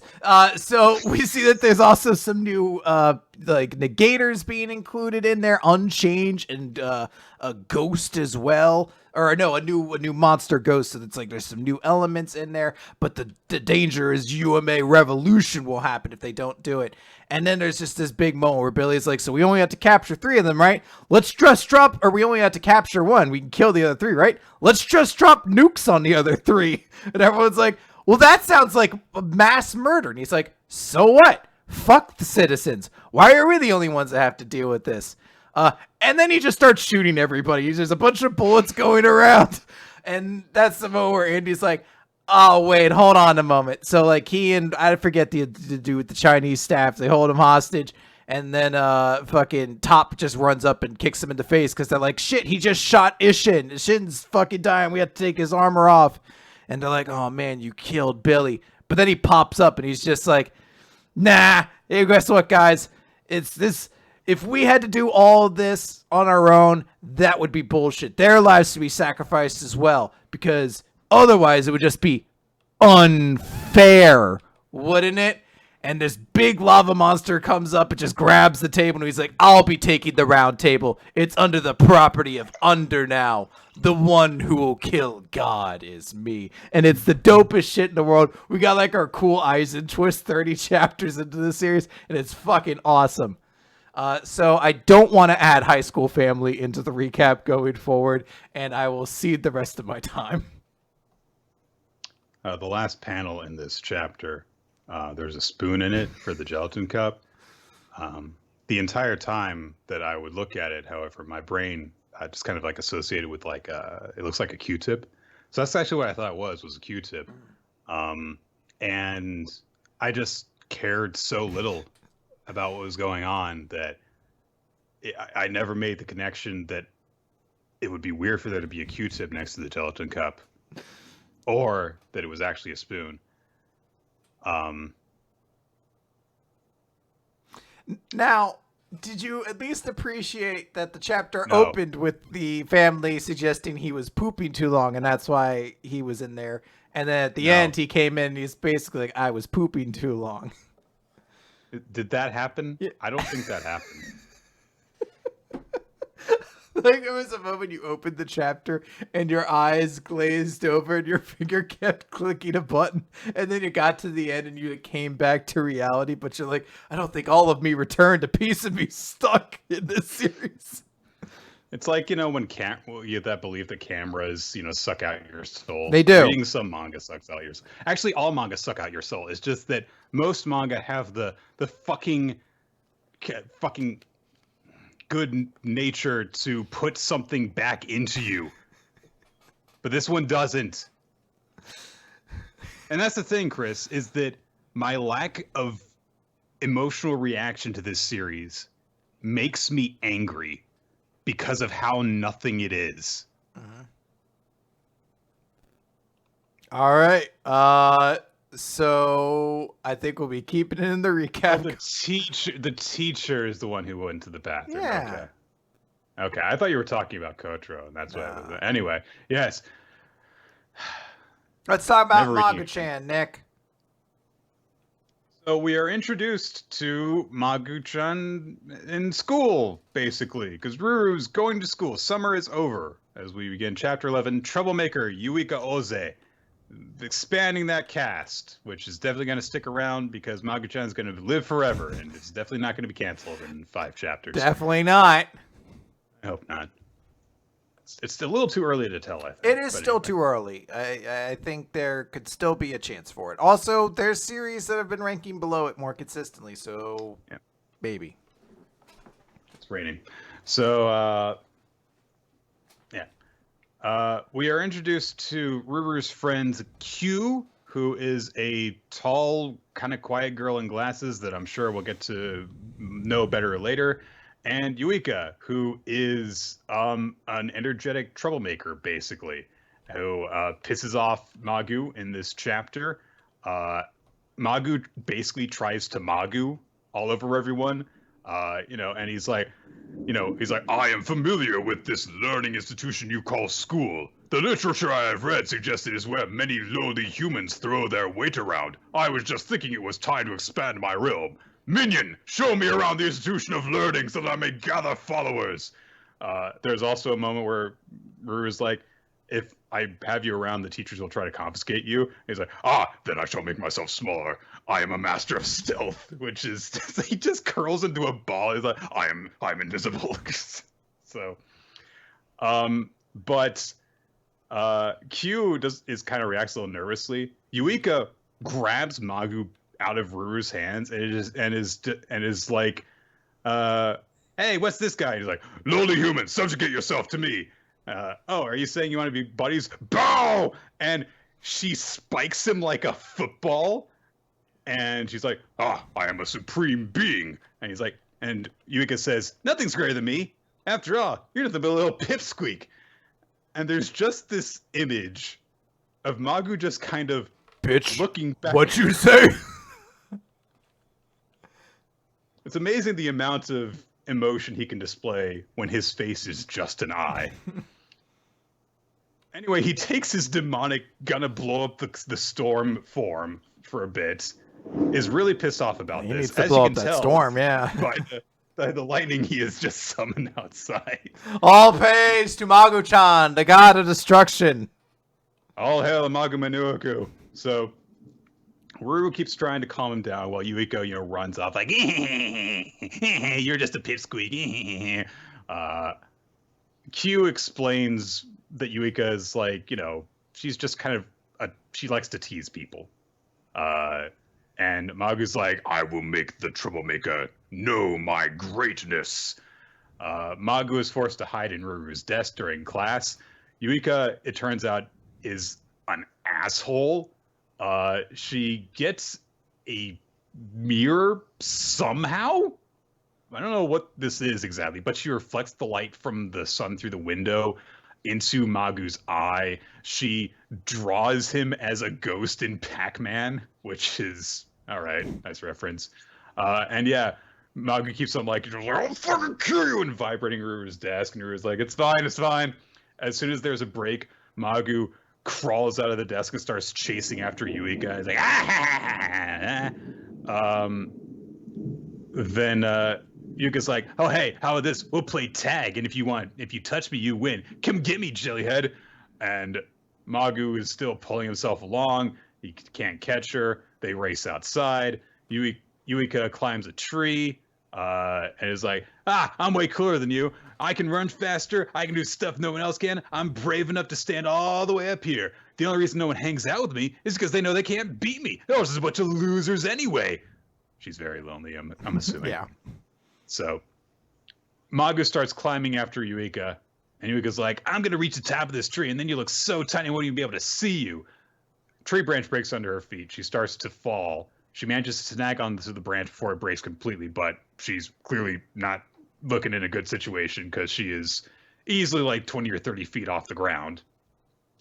So Ruru makes the bizarrely logical, calm suggestion, grab onto a lower branch, slowly make your way down.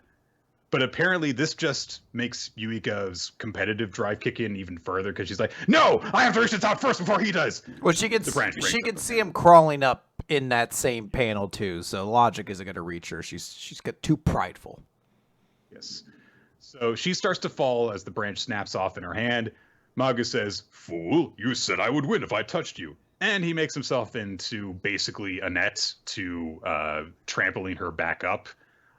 And she shoots all the way up above the trees and then lands on him again and bounces down harmlessly. And Magu's like, bow and taste your own defeat. Lowly human, you tremble with fear. And of course, instead, Yuika's like, that was so cool. That was awesome. I want to bounce again. So, Magu's got another name in his book of disciples. Hooray. The end. I like this chapter. I mentioned on Twitter that I made like sort of the Poochie joke where Magu-chan really only works with Magu-chan, and every time he's not there, everyone needs to be asking where Magu-chan is. Because when it's just him, it works. And this chapter made me laugh, and it was heartwarming in the right way, and I dug it. But anytime you add like any of the other characters in, I find I lose interest pretty quickly. So this chapter was great to me. I really legitimately enjoyed it a lot. Yeah.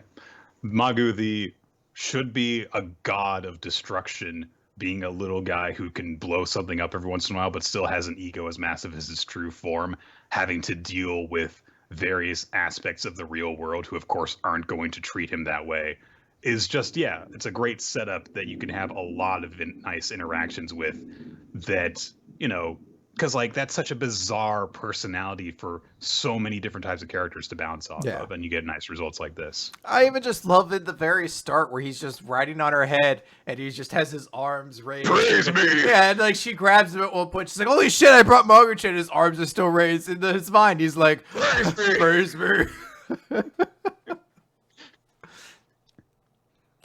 Yeah, she just like unconsciously took him to school and he's like, I'm here. All right. We're going to move on to our new series now. Our Blood Oath. Chapter 1, Blood Oath Brothers. Got major Black Butler vibes off. Thank God we read Black Butler before this so I could understand. I was like, so that's what this is. It's very Black Butler, honestly, because it takes you off guard with this, you know, two very pretty boys, one markedly older than the other dynamic, and then, you know, quickly moves you into one of them has fucking demon powers and fights other demons, and the other one is just a normal guy. So there's that same dynamic as well. The big difference between them, we find out, is that the two boys who've made this blood oath are actually adoptive brothers. I don't even know how much of this I actually want to go through. If we can cut through it, it would be great. There are demons in this world. that feed off of blood. It turns out that our main two characters come from a family of vampires, except that one of them is just a normal human who was adopted into the family of vampires. They reach the possibly a side character, but possibly also just the guy they're helping for this one chapter, who does have a kind of terrifying home situation when you find out what's going on, which is that all of his family were possessed by vampiric devils at some point. A relatively long time ago. It's been like and now he's basically like in a situation where he just isn't looked after at home at all. He's got to make his own meals and stuff like that. And it turns out it's because they were just getting ready to eat him because of the demons inside of them. Fortunately, these two boys showed up to help out. I will say one thing overall about this chapter: really big problem with establishing shots. Characters get involved in scenes where you didn't even know they were around before, and the first time you see them is them stepping in to hit something, and you're like, oh, I guess they're there. Mm-hmm. So, and not even like, a big dynamic entry page. It's just like, oh, there's a panel of action where they're there. So, okay. So unlike Black Butler, where, of course, Sebastian, the larger, older one, was the one with demonic powers, it's the kid in this one, the little brother between them, who takes on this alternate vampiric form, and he can use blood from his brother's body to feed on and form it into weapons and stuff like that. He goes proper Ruby from Ruby with a scythe and a red cloak and stuff on the devil beasts and kills them. And this causes the kid that they're helping, his family, to be free from their possession. Hooray, he's happy to see them. Older brother carries younger brother off, and they're good to go. And we find out that there was someone who basically was responsible for slaughtering their family, and he basically did the whole proper face me when you think you are strong enough thing that a lot of classic villains like to do. And they walk off to their next adventure at the end of this chapter. So, can we end it after one chapter? Do we have to give it a 3-chapter shot? There's little bits here and there that I do think are nice, but overall, it's a very basic premise, and a lot of parts of it are executed kind of clumsily in terms of the way it's directed. Is the only thing I can really think of in terms of like, there are parts of the action where the sequential art is confusing in terms of the way it's laid out. So, but overall, I would say it at times looks nice, but is generally unexceptional. I will at least read it next week. Yeah, I'm not actually wanting to stop it at chapter 1, but this is the one that made me bored more than anything else. Oh, we lost Nick for a moment. So while that's happening, I will just note, one, this manga killed cats, so not a fan of it. It's dead cats at the beginning. No bueno, bad series. Those were good-ass cats, didn't deserve to die. I want the series to be canceled for that reason alone. Two, I'll be honest, fucking Phantom Seer is just a better version of this series right now. So, like, it has a very awkward point at the moment where it's just like, oh, like there's just a superior series to you happening right now. And then 3, I was going to tweet about this on Twitter at some point. So we're going to just drop that for a second. And we'll come back when Nick's internet comes back. No worries, guys. Oops, I had to cover my screen as well now because my video is gone. So there's that. The third thing is that it's another, like, supernatural sort of series right now. So, like, it's just kind of exhausting at this point for me. I almost was going to tweet the other day that I was like, all these like exorcism and supernatural demon fighting series really oddly make the otherwise extremely generic world of like Black Clover, like a generic fantasy world, just feel so fresh in comparison to everything else. Like I've just like legitimately kind of gotten exhausted by all of this. So, yeah, I don't know. I don't know what else to say on that. It's just kind of bad.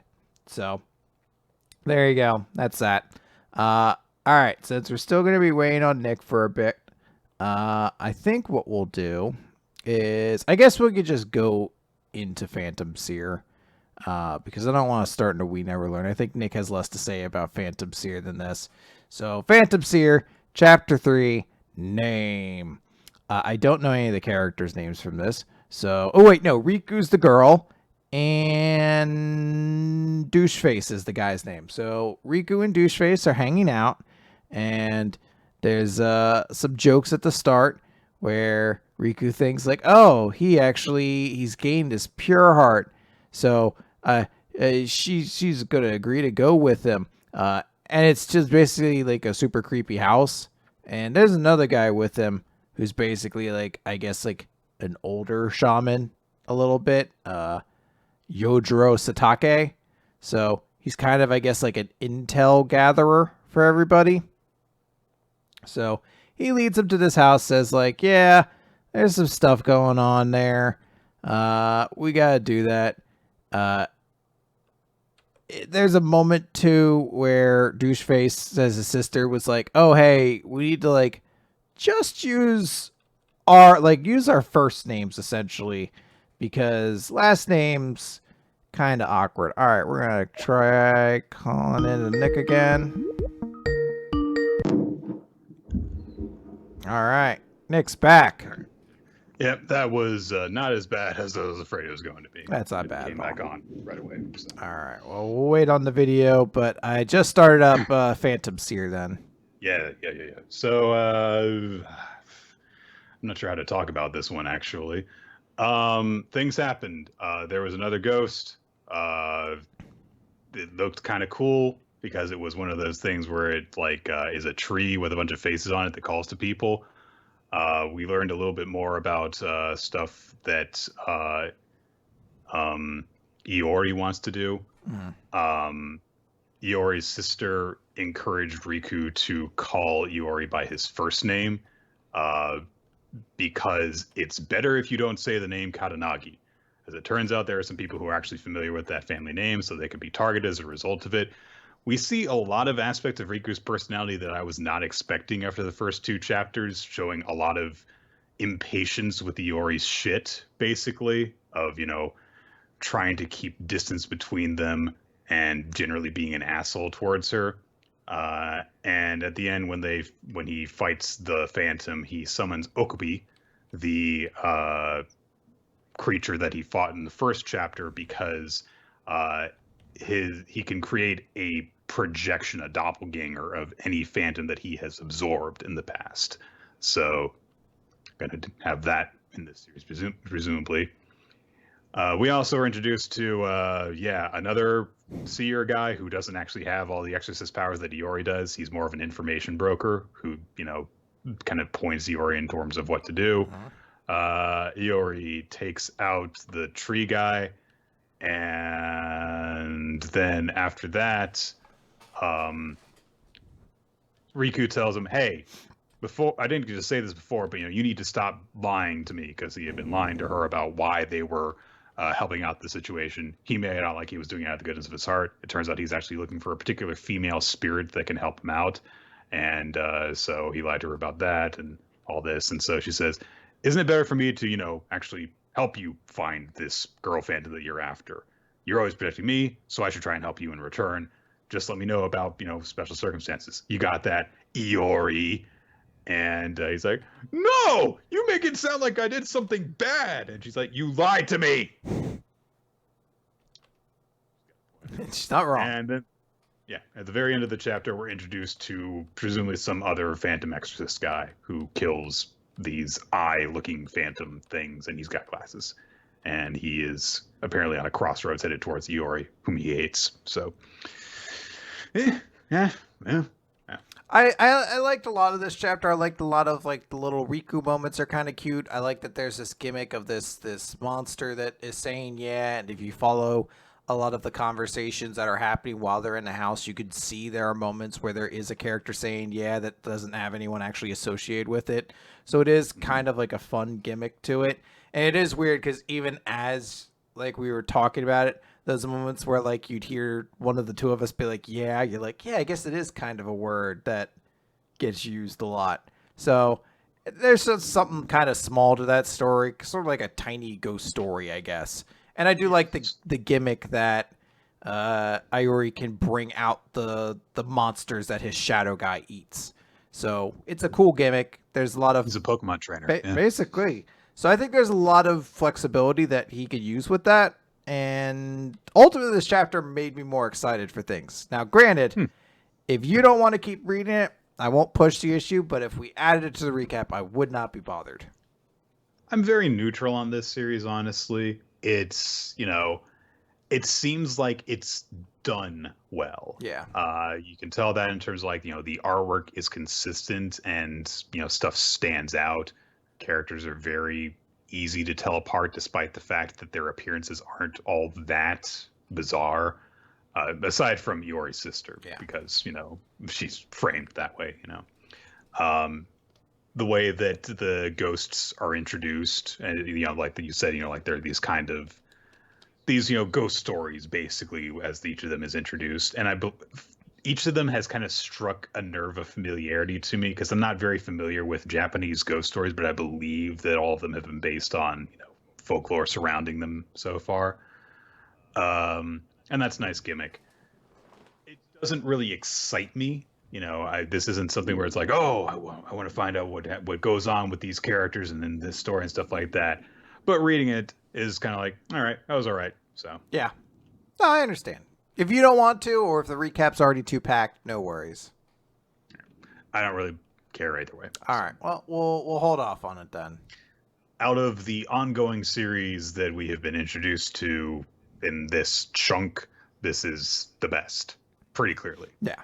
To me, it's a very different series from the awful one, and it just seems to just be a better version than Our Blood Pact. Yeah, so. Exactly.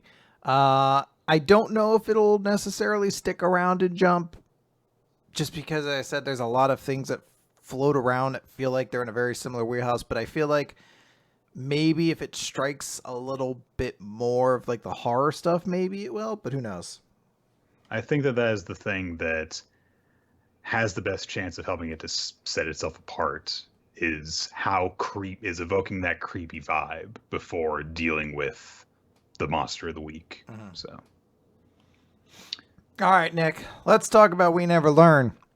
Question 173: a pizza bet equals tomorrow night's Pixie, part 5. We get a steamy shot of Asumi. I guess we are the creepy voyeur looking at her in the hot spring from a window, or she's wiping off her glasses. I don't really know. It's you say steamy. It is literally steamy, like she's wiping steam off of the glass. You look at it and it's like, okay, it's using the steam distortion so that, there's, very convenient censorship in there and stuff like that. But yeah, then you look at it and it's like, she's in a spring. So why is there a window there? It's not like she's in the shower.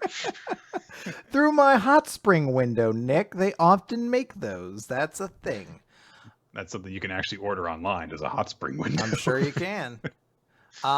So we pick up in the flashback from last time about Yuiga giving the Doa-chan tickets to her, and the Sumis just said at the time, "Thank you, but I can't accept this. I'm going to be busy at school, so I really appreciate it, but please invite somebody else."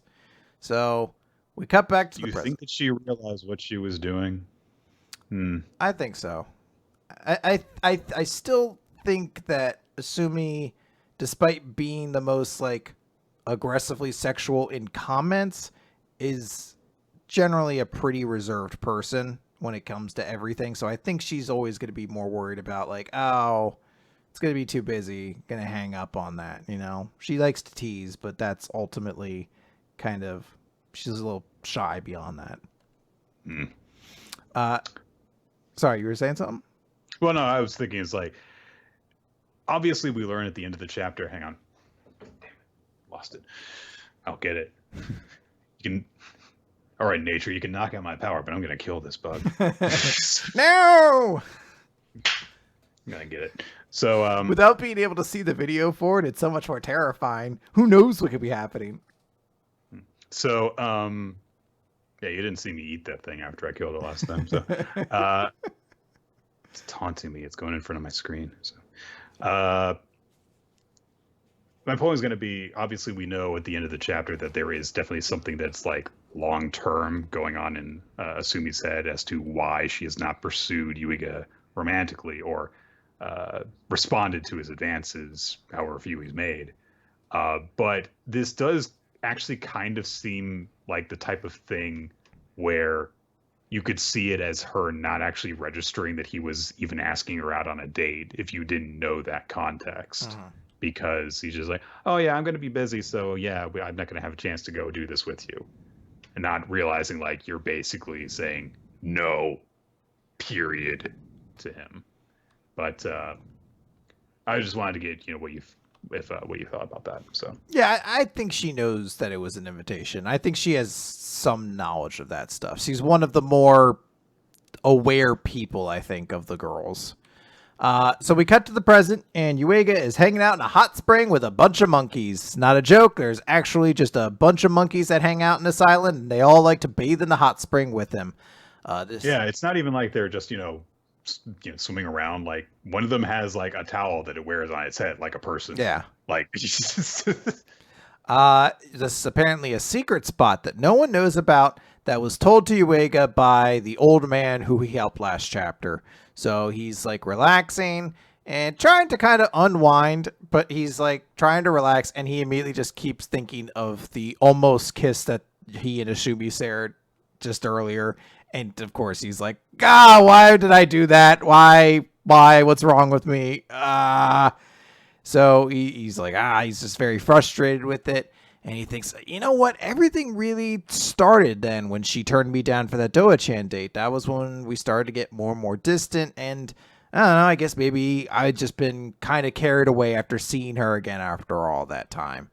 So, And then he starts hearing somebody. And he's taking off his glasses because he's in a hot spring. And he's just like, is somebody there? Nobody else should be here. That's what the old man said. He said it's a secret spot. And then it's Asumi. And she's like, what the fuck are you doing there? He's like, I have to go. And he goes to grab his clothes, and monkeys have stolen all of his clothes. And I like the one that has his glasses. That monkey seems really happy with life, and I'm very all for that. I think that it's a rule in manga and anime that if there are monkeys near a bathing area, then they will wear the clothes and steal them. Yeah. Like, that's a hot spring. If you have monkeys near a hot spring, and they don't steal the clothes, and it's like, what the fuck did you bother introducing the monkeys for? It's Chekhov's monkey, so. So apparently Asumi didn't come to this place alone. Chekhov's chimp. There you go. There's a bunch of other girls coming, so Asumi very quickly pushes Yuiga down into the water, and two other girls, including a PE girl, are there, and Yuiga's like... This is like the third time, I think, that this has happened in this series. Someone having to go into the water of the wrong bath. Like, this happens a lot. Honestly, this has happened so much, I wonder if this is a susui, like a kink. Like, I don't know if this is an actual fetish of burying someone underneath the water of a hot spring until the situation is less awkward. I mean, this happened in Nisekoi at least once, too, and I think more than once. I mean, the exact same thing happened in Fumino's arc where he had to stay underneath the kotatsu or whatever. So, I don't know. This feels like a fetish of some kind. I don't know what kind. I was just referring specifically to the bath. Oh, yeah. The bath thing as well. I just mean, in general, someone having to hide while there are other girls present so someone doesn't realize they're there. It also happened early on with Ogata with like the girls' steam room or the shower or whatever you want to call it. Yeah. So basically Yuiga is forced to hide underneath the water even though it's kind of hard. Asumi kind of like sits on at one point and is just like, look, you have to look this way unless you want to experience social death, which makes a lot of sense because those are his students, so he really doesn't want to have that situation happen. everyone's like, well, wait, why are you guys like? I thought I heard a man's voice, and the other girl is just like, no one knows about this place except my family. It's my grandpa's top secret spot. So there you go. PE girl just outright is like, hey, so Asumi, what's the deal with you and Uega? And she's like, oh, You fucking. yeah, like what's going on there? She basically is just like, so what are you cucking and sucking and fucking and it's like just there's a bunch of censored basically words. does like there is censorship over the things that she is saying. So we in fact get confirmation that she been reading smut. So yeah, because some of it's kind of like you're able to throw it away, but then there's every night you blank till blank or you blank till morning and blank each other's blank. And I just like Asumi's response, like her facial response that is like, I don't know how to respond to this. And she just goes, huh? And so PE girl's like, I said to you, suck.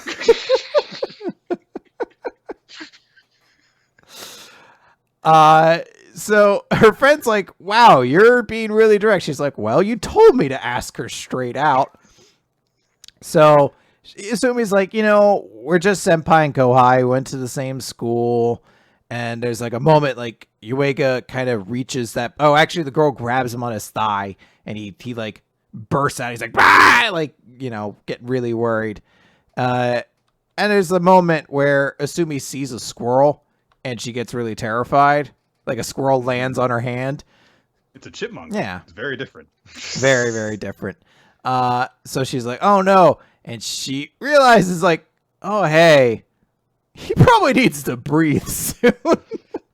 But first PE girl has to be like, hey, you stopped the kiss at the festival, right? If you really don't love him, then and Uega's like, I can't, like, I'm just going to drown at this point. So I need to breathe. And Asumi inhales, goes down into the water and gives him a breath of fresh air through a kiss. Oh, how romantic. And then I believe she like fills her mouth with air. Yeah. So that she'll actually be breathing oxygen into his mouth as opposed to carbon dioxide. He's like, that didn't help. That didn't help. So she rises back up out of the water and she says, to answer your question, she whispers something into PE girl's ear. And it's apparently very mature and risque because she immediately blushes and runs out of the bath saying, I'm not that mature after all. So they leave the bath and Asumi just goes back to kind of her, natural personality. She's like, you got to take a bath with Asumi. What a lucky dude you are. And Uega, I nearly died. oh, my lungs hurt. He's just like, so back in the pool, was that She's like, artificial respiration. I'm a doctor after all.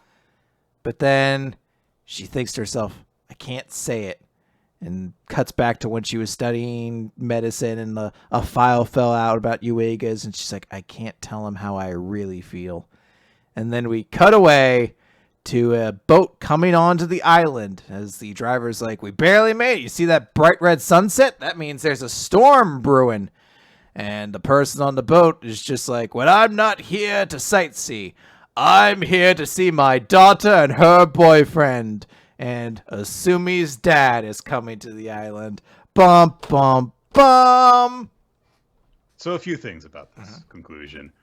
Let's get to the most straight up point first. He still thinks that they're dating. It's been 8 years. That's a great point. At what point was she like, Dad, no, we broke up 4 years. He's like, 8 years and he hasn't proposed at all. That seems mighty strange. You don't even barely seen each other, but you're still dating. It's weird that you both live in different parts of the country and you have been for years and you're still dating.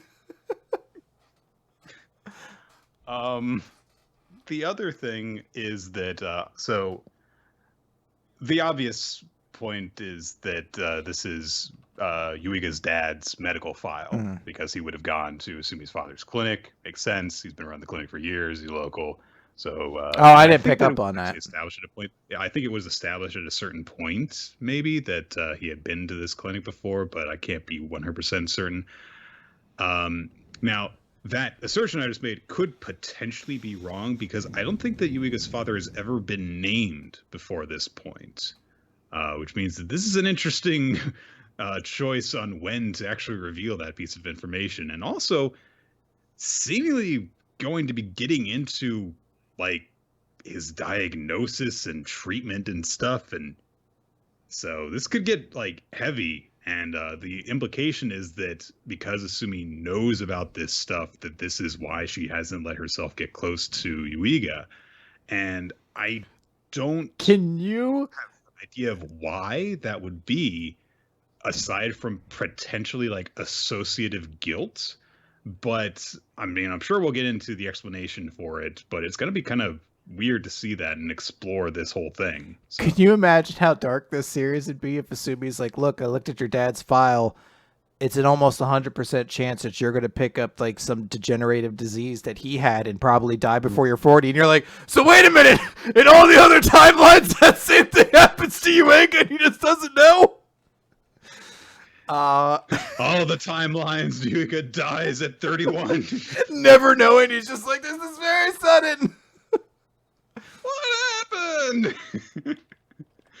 Look at how ripped I got. It is. Wow. Holy shit. This chapter is a very different context now that I didn't I just thought it was like, oh, she sees a file about Yuiga and she's reminded of him and it's some mysterious. Find out it's about Yuiga's dad adds a very new context to this chapter. And holy shit, the Asumi arc is so interesting. Why? Like, fuck, man. It really feels like a lot is coming out in this that, like, it actually is making me kind of go back and think maybe Iruka's arc isn't the canon arc.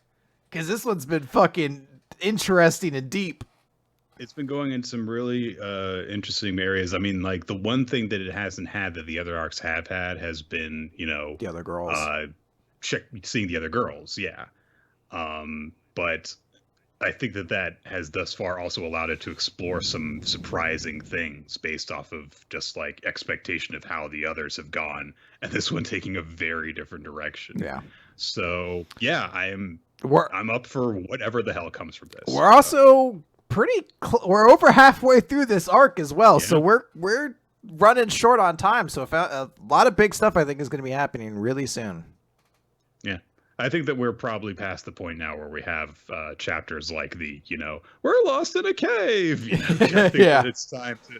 I think it's time for the little distractions to end and for us to get down to brass tacks on what the hell is going on with these guys. But I think we established before is like there's some like surprisingly mature things going on in terms of what's keeping their relationship apart. And maybe we'll get like a really full explanation as to what the hell is going on in the next chapter. So, yep. All right. Let us go ahead and move on to Dr. Stone. Time to get stoned. That's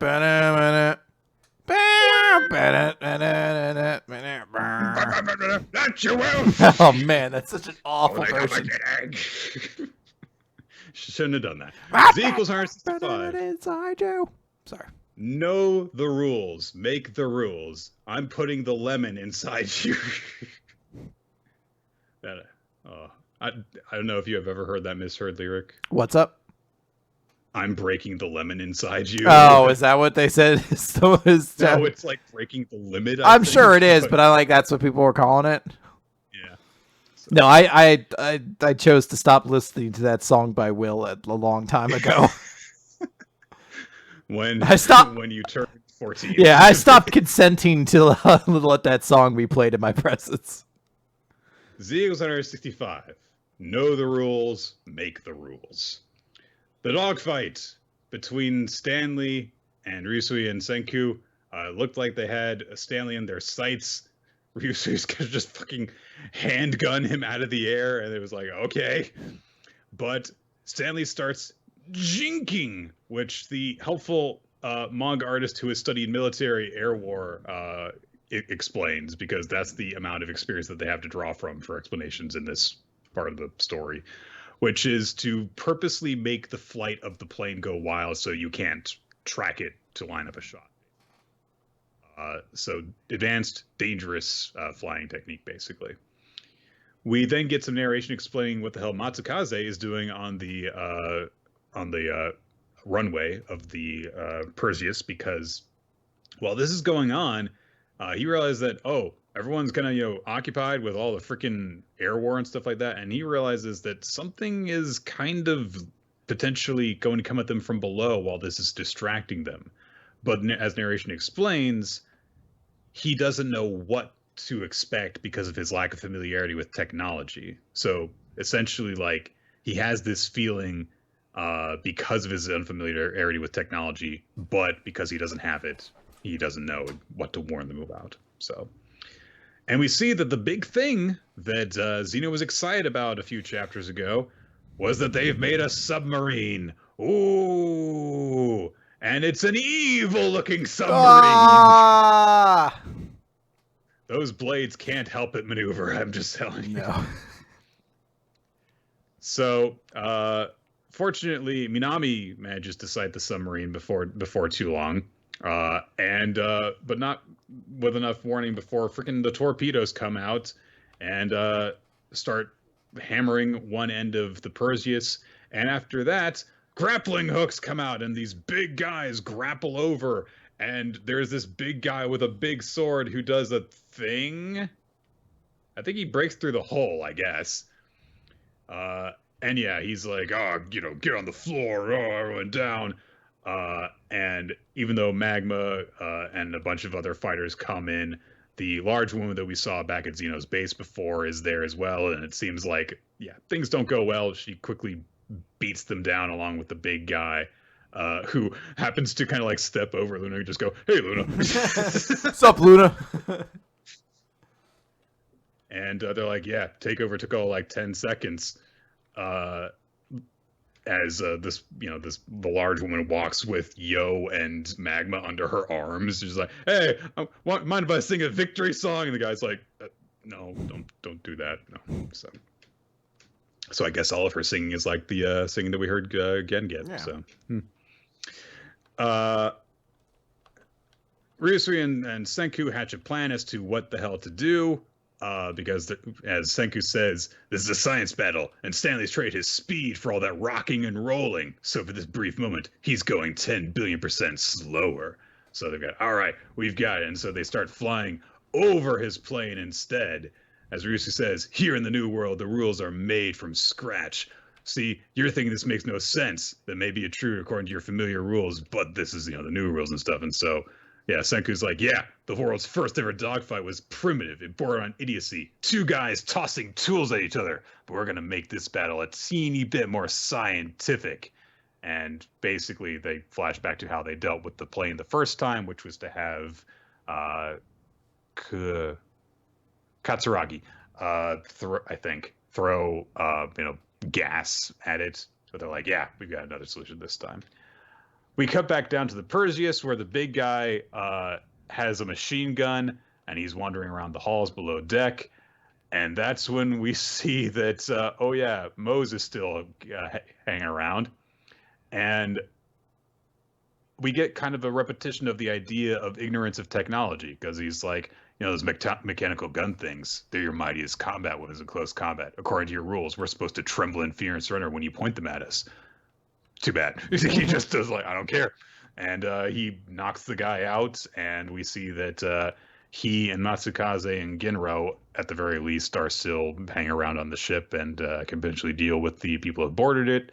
And meanwhile, up in the air, Senku is just dumping bottles of acetylene gas that he has whipped up in the cockpit to just drop them onto Stanley as they're flying above him. So there we go. That's the end of the chapter. I like the carpet bombing and like the aerial dogfight stuff, but the submarine felt like a letdown with all the buildup of what it was. Just to be like, hey, we're going to invade your ship. And it's kind of been talked about, like, there's like 7 fighters in Senku's entire group. So it's kind of not a huge surprise when they decide to have like a ground-to-ground invasion that like they're not defenseless. Like when they take out, Yo and Magma, you're like, oh no, if that had been the breadth of all their like defenses, but you're like, there's like 5 other characters who could fight in this group that aren't in the drill team. So if this had been the Petrification Kingdom arc, then we would have been like, oh, Kohaku is off somewhere else.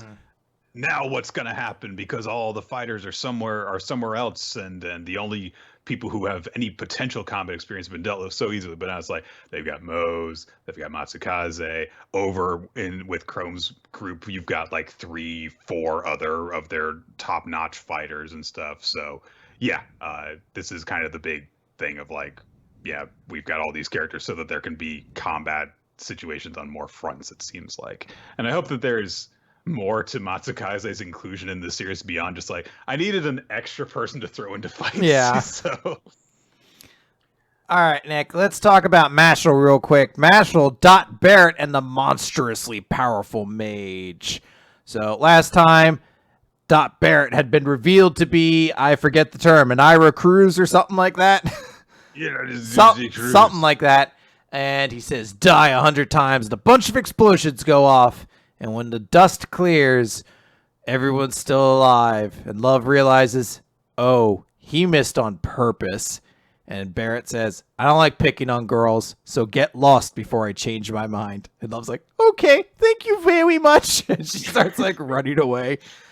Please don't hurt me. And Finn's very, very impressed. He's like, oh, wow, that's so cool. He defeated the fifth Fang on his own. And then a giant, like, stoned face opens up behind him and is about to crunch him. So Barrett runs in the way and basically, like, takes the attack himself.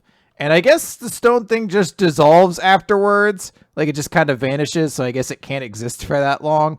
But basically, Finn's like, no, I'm sorry.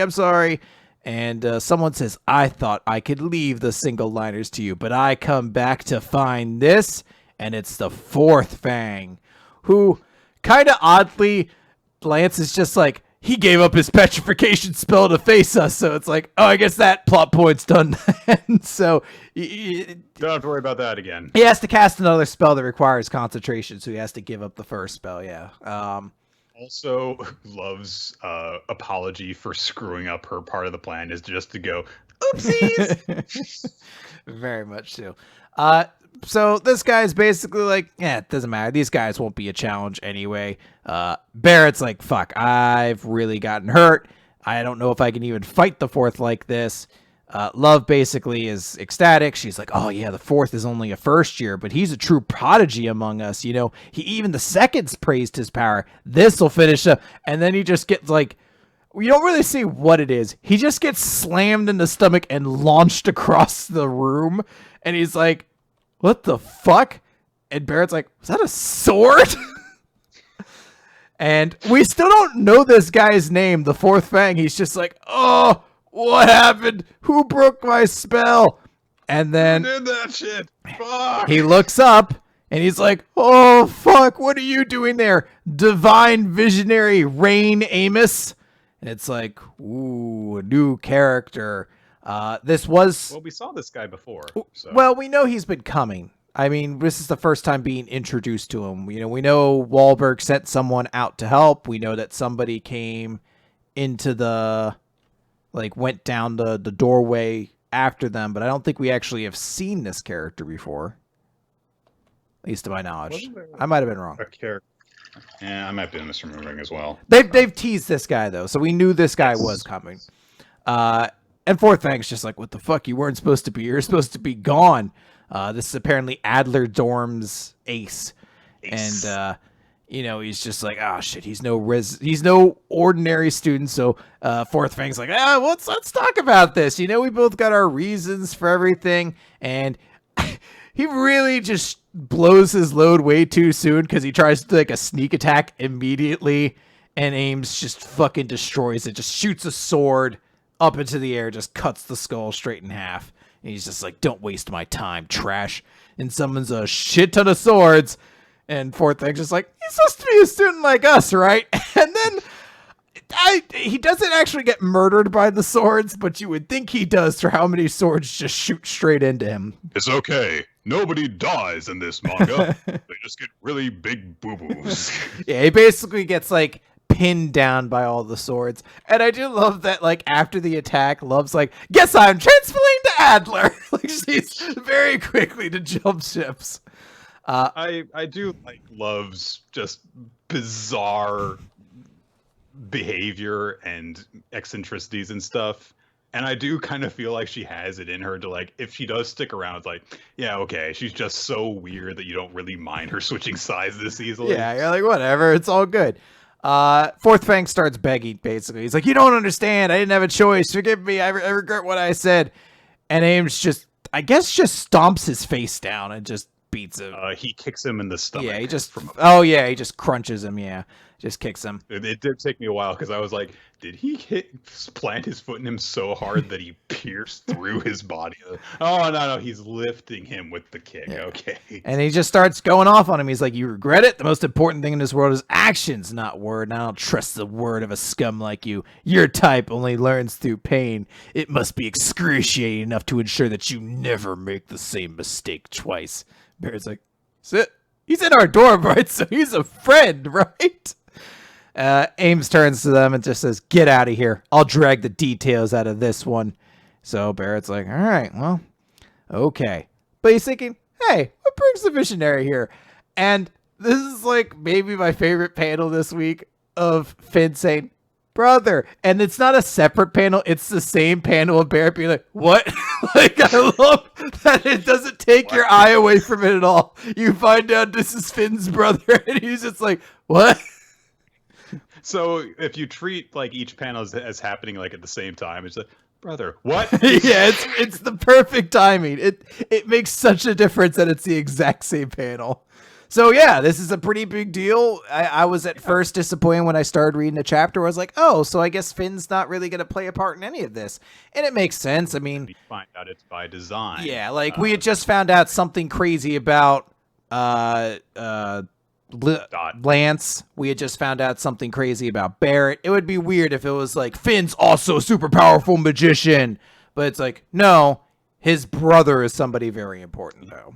So we have our Marufuji brothers. We've got Sho and Kaiser now. So to make the GX comparison. So yeah.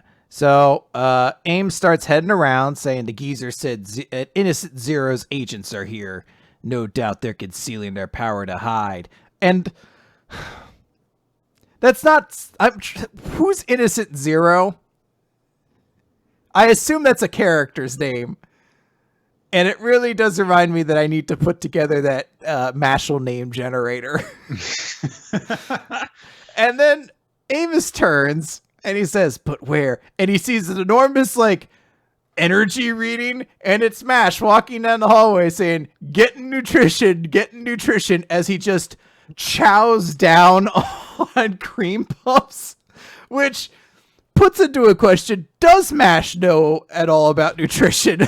Because cream puffs are almost nothing but sugar. There's almost no nutritional value in them. So he's just like, that's not magic, but that immense pressure. Mash says, need to hurry. And Amos stops and says, I'm short on time, so I'll make this investigation quick. And it's like Mash being like, huh? Like, that's the end of the chapter. Just him like, what?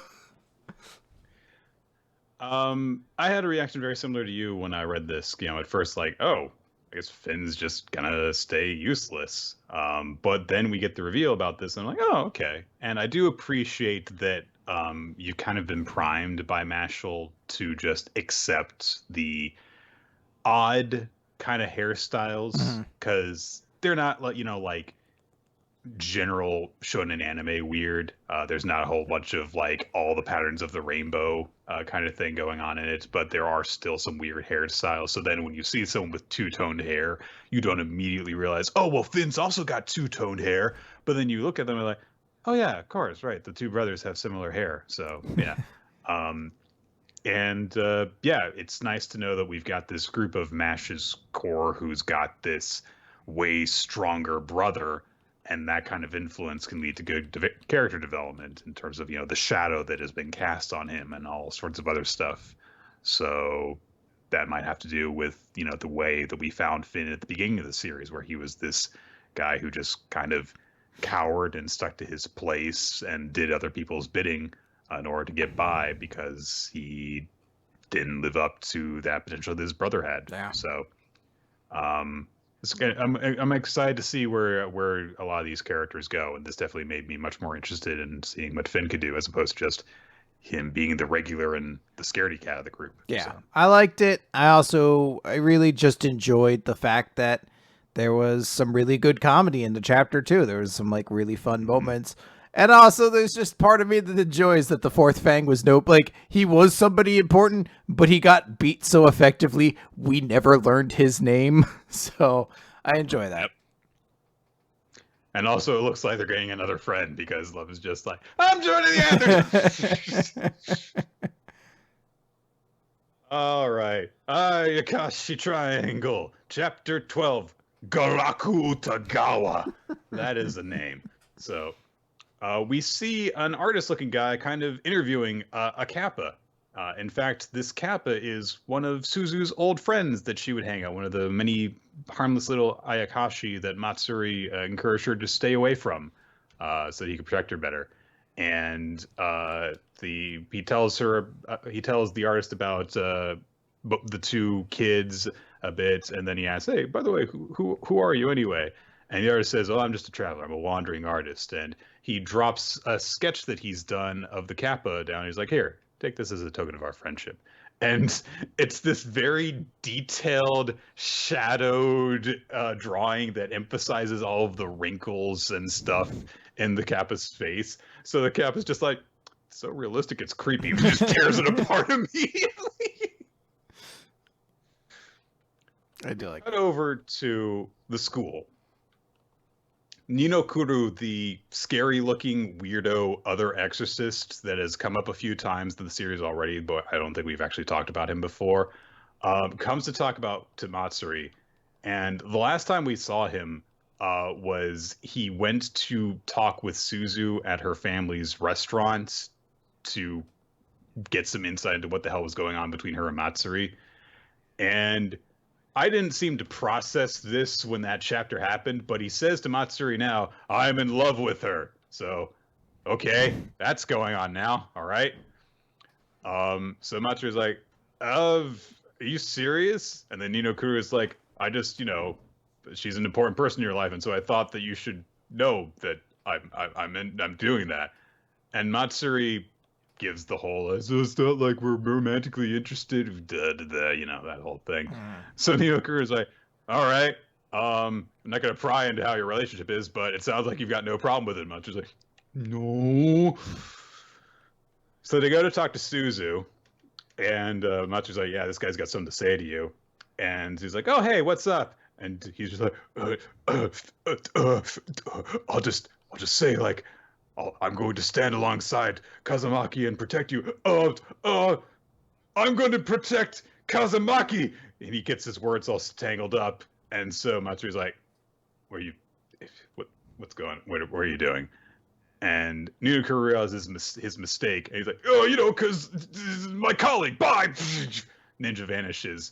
And so immediately Suda's like, "He was declaring himself my love rival." These stupid fucking kids. It really is her. Like, I kind of enjoy that Matsuri really does not, like, I know he's in denial because he's just like, no, ninja honor before everything else. But really, it's just like, look, if you want to go for it, whatever.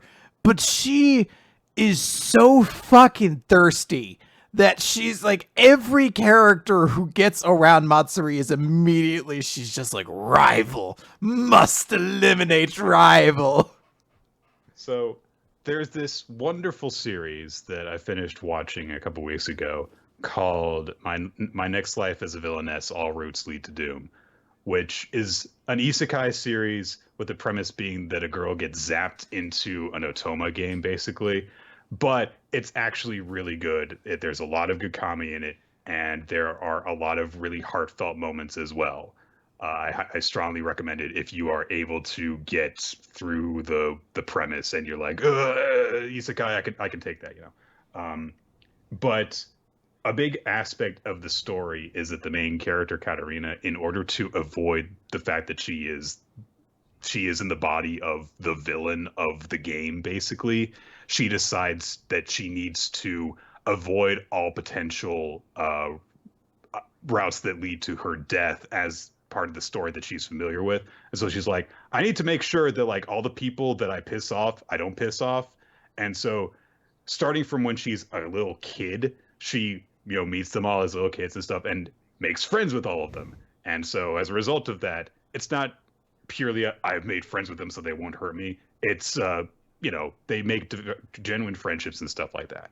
But as a result of this, all of those people that she has become friends with, they are all in love with her. All of them. Male, female, all of them. And she does not get it. She does not comprehend that all these people want to stay with her for the rest of time as lovers.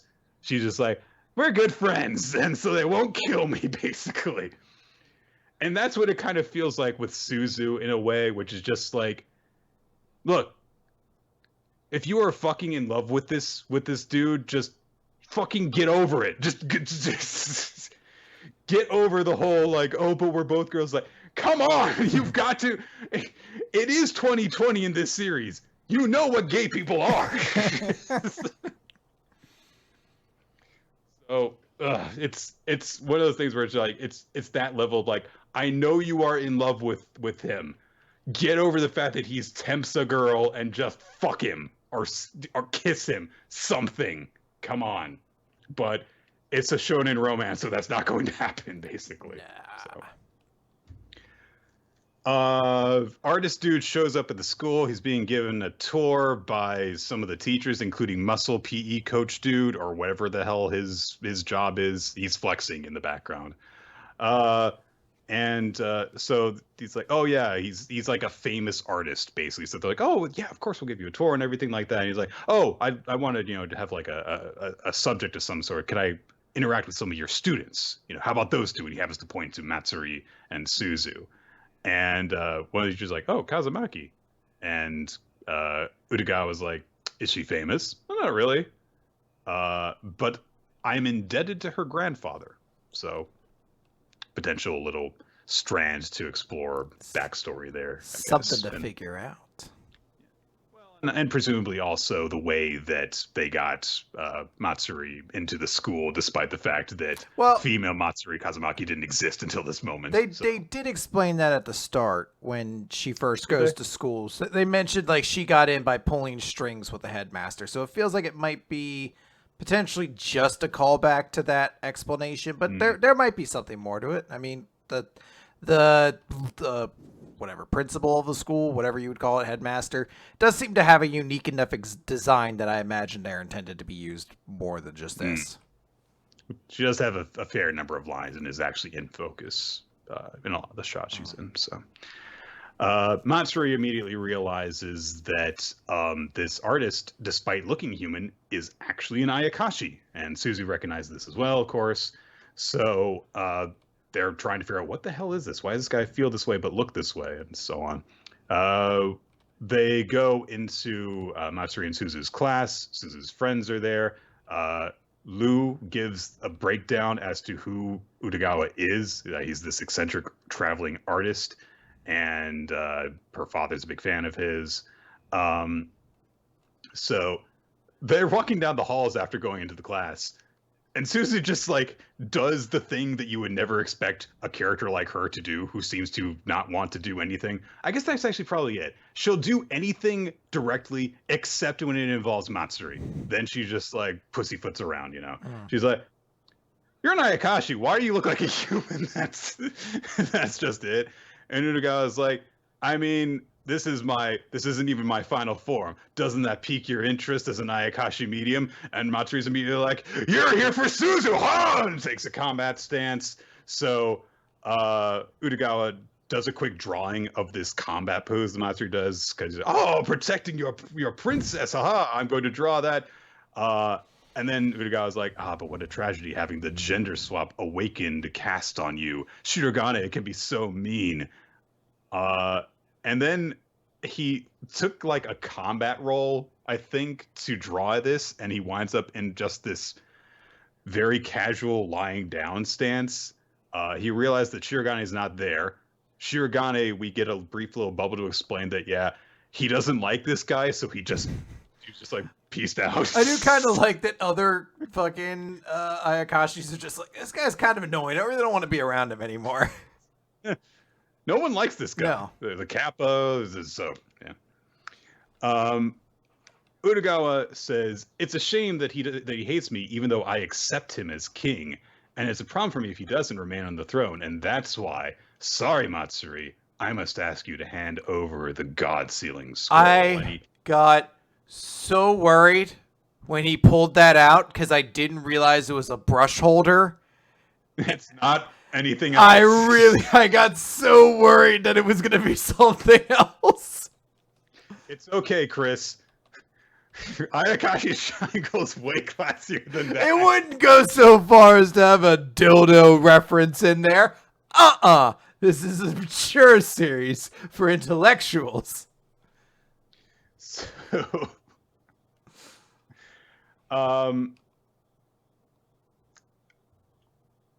Brush comes out. He draws something on the floor in an instant. It is an octopus, like a very classic Japanese drawn octopus too.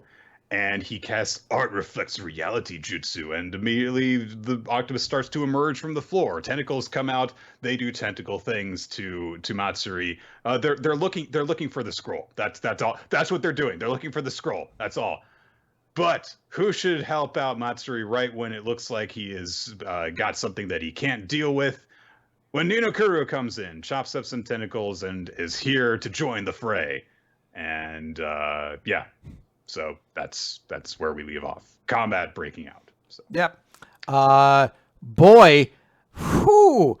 All right. That's getting real risque here. But hey, you know what? No, I really don't know what I was trying to go with there. I guess I enjoy that there's a moment that they try to explain why the tentacle monster is tentacle wrapping up the character to female body. Because it's like, he's like, don't be perverted. I'm just stripping this young girl in order to find the scroll she's got hidden. Yeah, I do like the notion of like, no, I'm not like a weirdo. You know, I gotta search for the scroll. Now, us, the audience, we unintentionally become the weirdos because we don't have that justification. So it's like, but yeah, this reminds me of like... Can you imagine, like, if you're embarrassed by this, someone comes in and says, he's looking for a scroll somewhere on the body. I legitimately almost had that moment because I have to read this series on the computer, and I generally, when I'm at home, read everything on my phone. So I was at work reading this chapter, and, you know, I work at a store. I'm not too concerned most times, but there was definitely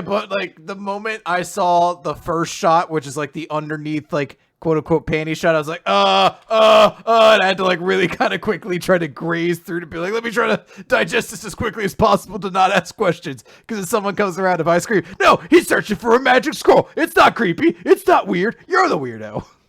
How old is that girl? Well, it's actually a boy. That's the best way to start. That's actually a boy. Man, anime are weirder and weirder these days. It's manga. All right, Nick. Let's pick up on Black Clover then, page 264, Stirrings of the Strongest. Nature Boy Ric Flair is there, and he says, with my magic, we'll be able to infiltrate the castle unnoticed, and then we'll storm the Dark Triad and take them out separately. And he goes over all the details of the Dark Triad, specifically including Dante, which is interesting for two notes. One person did say to me, they're like, hey, this confirms that his actual magic is body magic, completing the whole body thing before. And to that I will say, yes, I was able to figure that out back when it happened. Because I had mentioned before, I was like, everybody has like a body part kind of magic. Oh, except for Dante, he has gravity magic, and laughed about it the time. But that's his demon magic. He actually has body magic, so it fits the theme. But two, and the more important thing, I really thought they killed Dante. Like, I really thought they had kind of established they killed him and they were just taking his body back. But this seems... Oh, I figured that they were saving his ass. Yeah, this seems to apply and confirm that he is still alive. So there is that. Basically, he's like, hey, my magic won't let me take a whole bunch of people along, so we need to take the people who have the greatest chance of winning. So... Did they ever name Xenon before? Yeah, Xenon's been named.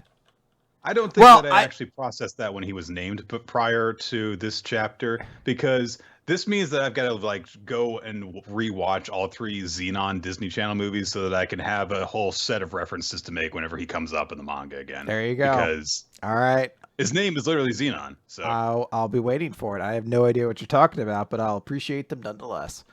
The great hero. Chris, you never saw Xenon or Xenon the Zequel or Xenon 3, the one where they go to the moon and it looks like shit? So is the second one actually called the sequel? Yes. Okay, so is the third one actually called They Go to the Moon and It Looks Like Shit? No. Oh, damn. I think it's just called Xenon 3 in the subtitle. Dang. No, I have not seen those. I'm not as honestly sure what that is. Is that part of the Recess franchise? So the great hero Jack the Ripper says, Raven Simone's in it, though. She's got a small role. there you go. The great hero Jack the Ripper says, obviously you're going to choose from us captains, but interrupts and says, let me go, please. I know it's insolent of me to ask, but I'm begging you. And we're reminded basically in the rest of the chapter, oh, right, became a much better character earlier this year. Yes, like the other captains are like, hey, look, we understand it, but we need to have people here.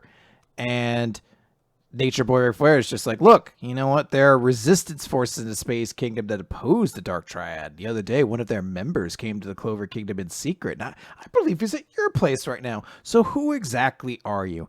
And has to just come out and be like, hey, I've been told that I'm a Spade Kingdom prince. And everybody's really shocked. And now there's like a concern. Hey, maybe this guy is hosting a spy. Maybe he is a spy. And just says, look, if I'm not the one to save him, then there's no point. It's not just me, but ever since the elephant incident, all of you have been suspicious of the captain. And look, I can't blame you for that. He wasn't able to choose a side there, and it caused a lot of problems. But that's exactly why that even though he's hurting right now, he's constantly fighting more earnestly than everyone else. He's doing it for us. And he got captured because he was protecting as many members of the Golden Dawn as possible. And, we get a flashback to his fight with Xenon, where Xenon's like, you should get rid of your baggage and concentrate on the fight, but you won't. And because of that, you will lose. And William Vangeance has some line that says, how could I abandon them? I made them walk a path of thorns. So, even so they didn't curse me, they got back on their feet and forged ahead. The members of the Golden Dawn are my pride and my dream. So, comes back. He's like, he protected us. And to you, he might be a traitor who once turned his back on his kingdom, but to us, he is the kindest, most reliable captain everywhere. So we're not done yet. We are coming after him. We, the Golden Dawn, are the Clover Kingdom's strongest brigade. And there's like a spiraling magic swirling around him. And he says, I will be the one to save Captain Vengeance. And the great hero, Jack the Ripper's like, hey, why don't you shut up? And Sylph's just like, would you be quiet already? I'm storing up mana over here so we could take that bony jerk down. And she has a pretty intimidating glare on her face. And Nature Boy Ric Flair's like, all right, looks like he has a chance. So basically they kind of seem to indicate that's going to be what happens, that will at least go along. We really don't address too much more than that. But there is a moment where Nature Boy Ric Flair is like, oh, yeah, anyway, the Dark Triad left the castle since all of them were there. We can't actually have the Heart Kingdom help us because Vanica probably attacked them too. So we cut over to Noelle, who is waking up, and she's surrounded by Leashed and the other elves. Interesting. Yep.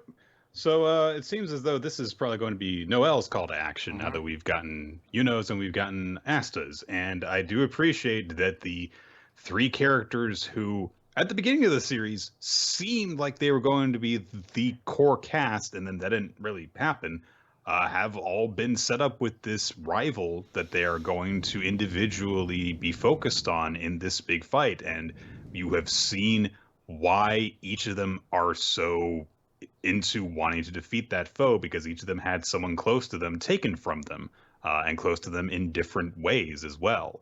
Obviously, Asta and Yuno had the captains, but they had very different relationships with their captains. And then Noelle had the girl that was so important to her because they spent a few chapters together, and then there was a time skip where they also worked together, presumably. That's probably the weakest one, but whatever. Yeah.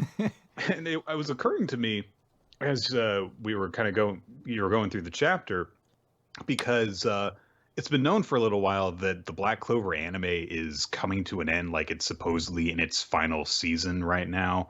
I don't know exactly when it is going to come to a conclusion, but it's kind of a shame that the anime is reaching a point where it's ending when the manga is at its best. Yeah, like it's so. And I think back to like when Bleach ended, before the anime ended, and it's like by the time the Bleach anime ended, we were in a good portion into the Blood War arc, and I think it might have been around the time that it had stopped being good. So, it's crazy. It's like, okay, yeah, we came off of that whole Elf War thing, but it's not like the series sold poorly or anything like that. And now it's like, hey, yeah, the anime's gone now. Right, when we're at the point where we're more excited about this series than we have ever been before, because we think that it's actually had good build for once. So yeah, I really like this chapter. Made me really like and made me take a new perspective to William Vanchitz that made me appreciate him more. I really like his speech where he's like, look, you have to bring me along because it means nothing if I'm not the one that saves him, because all of this context, it really has turned a full corner where I'm like, Yuno's cool. Like, normally when Sylph did her thing, I'd have been like, fucking Sylph, shut up. But because I liked Yuno so much, I was like, fuck yeah, you go, Sylph. Tell Jack the Ripper to fuck off. All right. Yeah. Let's do this. Let's wrap up. One Piece. One Piece. Oh, I forgot. I didn't even have the other ones for the other series. All right. Well, at least I could be here with all my friends. 990. Da da da da da da da da da. Army of One. One Piece. Stuff happens. A lot happens. There are characters on the first page that I am not familiar with. They're talking about how Kyoshiro's definitely dead, y'all. There's a guy who looks like a fishman swinging sake, and I don't know. He's a member of the Flying Six. Okay, remember, cool. he saw Kyoshiro, thought he was a friend, and ended up just getting like tied up to a post. It happened. Anyway, so then we see that the fight on the roof or wherever between Kaido's forces and all of the Sulongs, minks and stuff like that has been involved. Jack has taken his mammoth form and is knocking a whole ton of them aside in big waves. Kinemon glares down Jack and is getting ready to draw his sword, but Cat Viper and Dogstorm say, wait, this one's ours, and they start to take on their monstrous forms as they look up at the moon. We don't get a full shot of what they look like yet, however, as they bound into action. We cut over to the dome where, Queen and King are, reacting after having kind of cut off the Luffy and Zoro from getting up to the roof. They talk for a bit, and Queen's just like, what the fuck? Babanuki told me there were no problems in that chapter months ago. King contacts the Toby Rappo, X-Viper, and Basil Hawkins and X-Drake. X-Drake. What did I say? X-Viper. Which sounds like a Pokemon thing. He's a very important character, Chris, he is a very important character. So anyway, he's a supernova. I know. He gets in contact with all the Tabirapo and says, like, hey, situation's changed. There's like 5,000 intruders amongst our feast of 30,000. This is a huge disaster. Our power struggle is on hold right now. Capturing Master Yamato will no longer earn you the right to challenge one of the lead performers. And immediately, fucking the siblings, ? Yeah. Are like, what the fuck? So, and anyway, Yamato, is nowhere to be found for them anyhow. King gets their attention after they argue for a bit and says, Kaido's on the roof. The enemy's ascending the castle. Stop them. Don't underestimate them. Good luck. And then we have... Who's who? who's who is who's who. Mm-hmm, mm-hmm. He says, "Hey, Drake, now's the chance. While everything's chaotic, come with me. It's too much for me alone." Next Drake's like, "Where are you going?" And who says, "To kill the man I want to kill. We're going to Queen." And next Drake's like, "Oh, look, you really want to lower our strength now? Come on." So they start to head off. Mm-hmm. Cover to the performance floor where the Straw Hats are engaging with a bunch of people. Of course, we also know that Hyogo's forces are involved with everyone. So there's a whole bunch of stuff that we see brief snippets of the combat with. And then there is a big oars-sized guy who is staring down all the Straw Hats. There's a few samurai who are like, "Hey, we'll carve out a path to the castle for you guys." And then the giant just swings his mace and looks like he's going to crush them until Zoro cuts it in half, and they're fine. Oh, it's so cool. Yeah. So Luffy just tells the little goobers on the ground, like, "Hey, that thing's a monster, so don't push yourself." Jinbei protects people from the club falling on them by punching it because, yeah. Luffy says, "If that guy's like oars, we once teamed up like this and just barely beat one of them before, but that was a long time ago. Things are different now." And he takes his Gear 4 muscly form. What is this? This isn't Bounce Man, I believe. No, this is his muscle form. Kong, I think. I think it's called Bounce Man. I might be wrong, but I haven't paid super close attention. Okay, I was gonna say I haven't paid super close attention. I didn't realize there were different forms till someone brought it up to me back when Snake Man was introduced. But so he goes charging in towards the giants, and he starts to do a gum attack. But we've got more important things to deal with because X Drake has run into some trouble, Chris. Oh no, not X Drake. He is bleeding and prostrate on the ground. He's like, "What the hell's going on?" And Queen's like, "That's what I want to know, Drake. Why don't you ask yourself?" And who says, "Back in the flower capital, you let Trafalgar Law escape. We had someone watching." Alan's like, "Yeah, I figured it couldn't be anyone but you. But what is your purpose?" And X-Ray says, "Now I know who you wanted to kill." And for all of you who cared as little as me when you were reading this, Queen is like, "It was you. He's the one you wanted. You're the one you wanted to kill."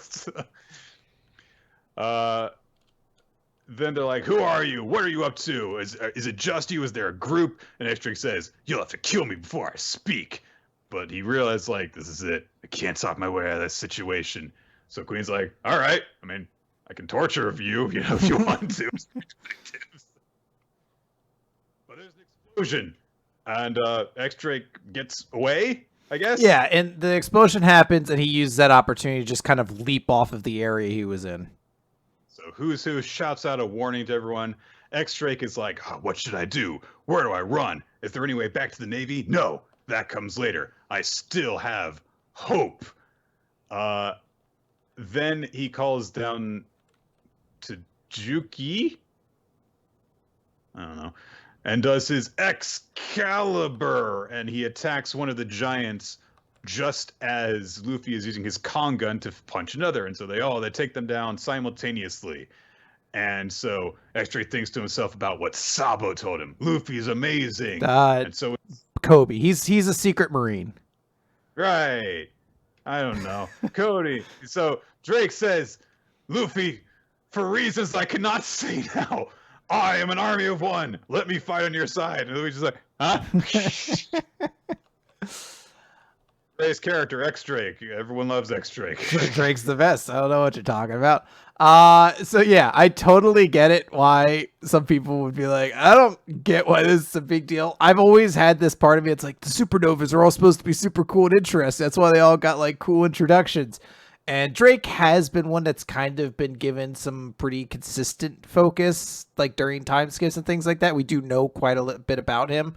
So I was kind of expecting something like this to happen at some point, because I was like, he's a member of the Flying Six, but he's definitely not on their side. So there is a little detail that when he's in the room with Basil Hawkins, Basil's doing like his fortune telling. He's like, looks like there's only like a 1% chance of a certain man surviving till tomorrow. And Drake's like, sucks to be him. And clearly he like Hawkins is talking about him. Now, I do wonder what this means for a couple different things. I wonder what this means for Hawkins' allegiance, because I was kind of hoping that scene with Law before kind of indicated that Hawkins might turn as well. I also have to admit that when Who's Who said, oh, there's someone I have to kill, I was like, ooh, there's a lot of detail about Who's Who. He's wearing a mask. He could be Jin. I really had that moment where I'm such a fucking simp for Jin returning from fucking the Barati arc. But I think we found out details that now confirm it's not him. So I think this is a cool element. It's very big. Like, I mean, like there's a lot of things kind of going on, and now there are 4 supernovas now fighting against Kaido in this. So it'd be kind of interesting to see if like 4 or 5 of them are kind of all together to take down Kaido. That'd be a pretty cool detail. But yeah. As someone who didn't read the introduction of the supernovas very closely, and as someone who thinks that there's too much going on in this arc as oh yeah, this is a hell chapter. I read this chapter and was just like, who cares? I don't fucking care that this one guy switched sides. This is only a detail like that like One Piece nerds are really gonna enjoy, and then for everyone else they're just like, just fight! Fight! This is why. This is like,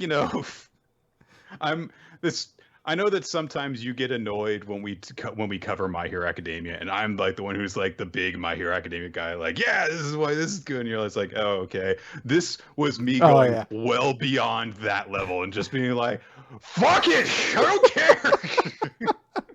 And you're very right to feel that way. There is quite a lot going on. So this is why the two of us together need to cover all this stuff. So. All right. That's the manga for the week. Favorite series in MPP. Let's get through this because we've been going for a while, partially because we got interrupted. So I will say my character of the week is going to be Yuno from Black Clover. That's 100%.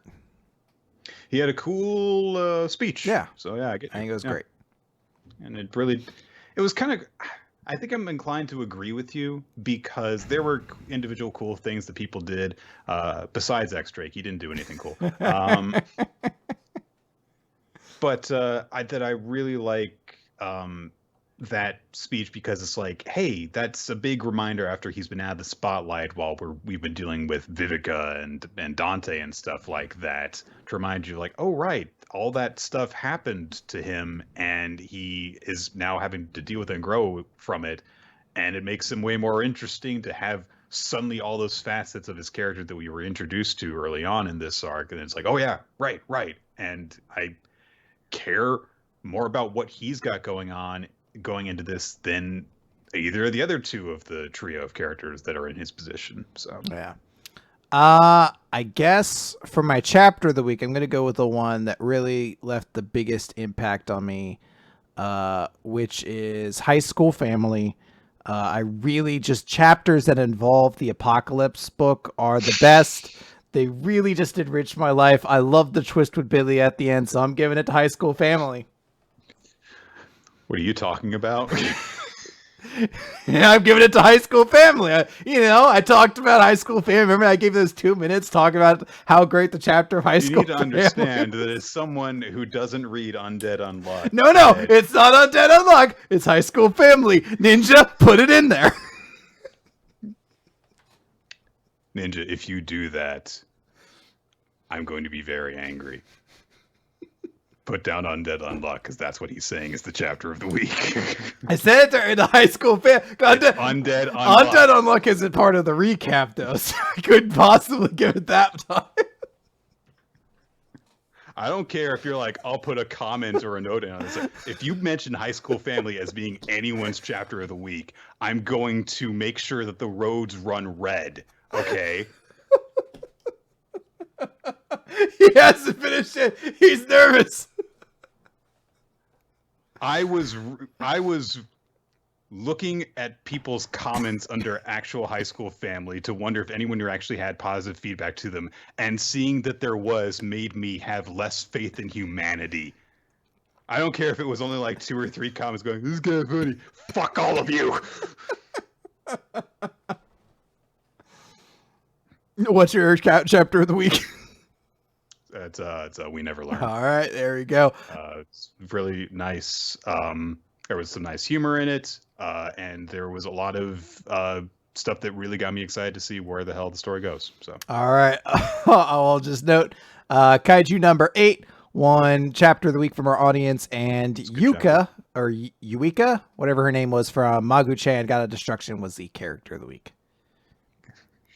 She was kind of too annoying for me to consider her a character of the week. No, that is fair. I was very much sympathizing with Magu in that situation. Yes, kill her. That's gonna do it. Yeah, that's gonna do it.